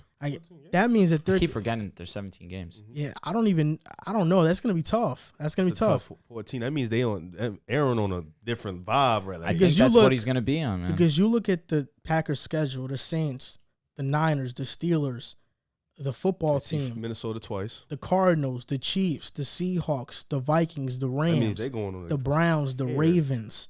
This is you believe Vikings, in it. I do. You believe the Vikings have the same kind of gruesome schedule, and that's why I think they both win the same amount of games, and it's probably gonna come down to a tiebreaker. MJ Last Dance, MJ, Aaron, Tay, Scotty, Rodman is Jair. He said they on that type of energy. I think it's gonna be like that, man. For real. Coming for that's crazy. They got a squad. It's not like they haven't been proving it. They 2 NFC championships back to back. They're tough. I've seen my team go to 2 AFC championships back to back. Bro, we don't. Yeah. That was all right. mad NFC South. Yeah. No, the AFC East. No, NFC South. That's the next division we're doing. Oh, yeah, NFC South. NFC South record predictions: Tampa Bay Buccaneers, Saints, Panthers, Falcons. I think we all think the Tampa Bay Buccaneers are winning this division. I think they're going to be the one sole team. I think we're all just going to be different on the Saints. To wipe the floor with their teams. I think the Buccaneers are going to go 15-2 this season. I think Tom Brady. My 2 MVP picks this year are Tom Brady and Ryan Tannehill. I think Tom Brady might become the oldest MVP in NFL history. He already was, because I think he won it at like 39 or 40 with New England in 2018, I believe. It was one of those years. He'll beat his own record. Tom Brady is just a different breed. The Buccaneers have a stacked roster. And I try to tell you. Last year, I tried to tell you how stacked their roster was. Let it go, bro. Let it go. I try to tell you now. It's like so common knowledge and easy to say how good they are. Yeah. But this team is such a great team, top to bottom. But I think we'll bore people by just talking about them, because we all are expecting them to win the division and be the favorites to win the Super Bowl, at least 1 or 2. I have them at 14-3 because I'm not too. I think it's going to be between the Packers and the Buccaneers, between that 1 and 2 seed. So I'm not too sure right now who has the edge going into the season. I think it's definitely the Buccaneers, obviously, since they just won the Super Bowl and they have the same exact roster that they had last season, which has never happened before in NFL history. Do y'all think the Saints are going to make the playoffs? I don't believe so. I don't have them in. I think this is the only division I have. This one in NFC East where one team comes out. Because the thing is, you look at the NFC West, there's going to be potentially 3 teams that make it in that division. 4, now, we look at the North, Packers and Vikings. Yep. So where's the other wild card spot? You don't think the Panthers have a chance at the playoffs? So that's funny that you say that. I do believe they finished second in this division. Oh. I just think that they miss out on it because I take in the order for you Seahawks to do over that, them. wouldn't you have to believe in Darnold? And I do believe Darnold has a decent season. I don't believe in Darnold. That's why I'm asking. But it's very hard to fail with Robbie, Moore, Terrace Marshall, and CMC. Okay. If he fails, he really does suck. I agree. But it's hard to fail with them because they're just lacking in the quarterback. Yeah, and I think their defense is a very young, up-and-coming defense. You have Brian Burns, Hassan Reddick, then J.C. Horn. They also have Dante Jackson on that secondary as well. Yep. Jeremy Chin is there. I mean, they have a Derek Brown, their first round pick of They have last a really year. good team. They have a Really good really young They have good a team. solid roster for sure. Yeah, they DJ have- Moore and McCaffrey are still young too. But my problem with Anderson's them still young. is that I think Terrence Joe Brady coming from New Young Orleans, dude. Joe Brady coming from New Orleans and going to LSU, then going to Carolina. We praise him as this next great OC, but he struggles in red zone offense. Last year, the Panthers were one of the worst red zone offenses in the league, and Teddy Bridgewater said we don't practice it. in the preseason, they had one of the worst red zone offenses again. You know, obviously it's preseason, but maybe Teddy's right. They don't practice it, and they leave a lot of points on the board. I watched a lot of Carolina games last year. They were a fun team to watch because they were a competitive team. They couldn't get the ball in the end zone. And if that's the same case this upcoming season, I don't know how many games they'll win. I actually have Carolina at 5 wins, and I have Atlanta at 5 wins as well. I have both of them at 5 wins. I could be wrong about the Panthers. That's the one team I think I could be wrong about, because if Sam, has a great year, and then everything changes. I think the Saints are going to be vying for that last wild card spot in the NFL. It's going to be between them and the Cardinals. I have the Saints at 11-6. Wow. And Arizona at 11-6. Wow. Yeah. Yeah. You're high on the Saints, man. Like I said, if Arizona, if it's really on the tiebreaker, the last team will be Arizona or New Orleans. Like I've been telling you since last year, Jameis Winston, I believe in Winston. I'm a Jameis Winston believer. And I think this New Orleans Saints team defensively is still great. You look at their offense. Offensive line is still one of the best in the league. Alvin Kamara is still one of the best backs. Even though Michael Thomas is not there, I think that Marquez Callaway. when does he come back? I think he's gonna miss about like 3-4 weeks. And I think MT? Yeah, MT. I thought they said 6 weeks. Oh, 6 weeks. Yeah. Oh, yeah, even more. Okay. I think Marquez Callaway is going to shock a lot of people I agree this with that. upcoming year. I agree with that. And Sean Payton, I just think he's just a genius as an OC. That's where I have a little pushback. I'm not a huge fan of Sean Payton's, especially come playoff time. I love Sean Payton. I think these past couple of years, they have been held back because Drew Brees has not been the old Drew Brees. Yeah. Drew Brees' limitation shows. And I think these past couple of seasons, Sean Payton has been maximizing Drew Brees and making him look better than what he actually was. His stats look awesome. He went 5-0 with Teddy Bridgewater. Teddy Bridgewater looked like, he had 9 touchdowns, 0 picks with Sean Payton. Yep. Getting Jameis, a guy who threw 33 touchdowns, 5,000 yards, obviously the interceptions are there. I think now in this offense, learning it for a year, it's not going to be that same learning curve where he's going to make mistakes early on because this is new. This is stuff that he's been memorizing and sucking in for the last year. Clip? Which is why I believe that he's going to just come out and start firing right off the gate. He's going to do great. I think Jameis he's going to win comeback player of the year this year. I think Jameis does have a good season. The only issue that I have with going 11-5 is the weapons. Callaway's going to be good, but who else? Yeah. Kamara is going to see. Is he going to have 1,000 yards receiving? Kamara's gonna do it. Do you think he could have 1,000 yards receiving? Yes. He could come close to it. Because that's the only way that I'm I think okay 800, with it. 800 yards. But has is him. Jameis ever been known to dump off to the running back like that? He's going to have to. Nah, that's my You got That's all right. young You're man good. mucus. You're a clown. Nah, my fault. That's all right, bro. So, all right, final rankings for me. I'm going to go Buccaneers 14-3. I'm going to go Panthers You don't think Kamara can go 800, 800? 800, definitely. Like, yeah, 800. Yeah, it did. 800, but And he's Winston probably going to has- have to go 1,000, he's- 1,000. He's watched the system for So a year. Kamara- He's learned. Man, Kamara last He year was a freak. had 16 touchdowns rushing. Ridiculous. 932 yards. He had 756 yards receiving, 5 touchdowns. Jesus. And I think he could go for 1,000 if they line, because Yeah. they have Latavius Murray as a running back. So if anything, he could be your Slot guy? buy. Yeah, and you can have Alvin Kamara at the slot, and he can go out there. There's a lot of unproven guys. Traquan Smith is unproven. Marquez Callaway, even though I think Marquez Callaway will be good. There's a lot of unproven guys, but when you have an offensive line this good, Teron Armstead, Andres Pete, Eric McCoy, Cesar Ruiz, and Ryan Ramczyk, it's really hard not to be a great offense. Agreed. Especially with Sean Payton calling the plays. I just think they'll find a way. And that defense, it's really good, man. You got Quan Alexander, DeMario Davis, Malcolm Jenkins, Marcus Williams, Marshawn Lattimore. They signed Brian Poole, even though he's on IR right now. Cameron Jordan, who's been a top edge rusher. I just think they'll still be a great team. I don't see them dropping off much. 11-5 is just. I feel that's a little bit too high. I feel like I'm gonna go or 11-6. Yeah. 11-6. Excuse me. I keep going 16 games. I will get it. I will. I know too much football to not get it. 17 games. So I'm gonna go. I'm probably gonna go Panthers, Saints, then followed by the Falcons. I think Falcons win around 5-6 games. I feel like the Saints will probably win 8 games. Probably go. It's 8-9 because that's 17. Good job. Thanks. And then I think the Panthers would probably go 9-8. I think they have a 9-8 season. And 14-3 for the big boys up top, Tampa Bay. I have the Saints winning 9 to 10 games. Okay. Now, I think they'll at least get there. You know, like you said, their roster is still, for the most part, everybody's still there except they have a new quarterback. It's just MT's going to miss some times. But Kamara, he showed even when MT was out last year, he can carry the load for sure until he gets back. I have the Panthers winning 7 games. I think that'll be their. I think they're good enough where they can win 7 games. Yeah. And then the Falcons are going to win about 5-6 games. You know, they're just losing Julio is going to be big. They lost a lot of pieces on that defense. Yeah. So it's just going to be an overall bad team this year. So I have the Falcons winning around 5-6 games. And that's going to do it for our NFC predictions.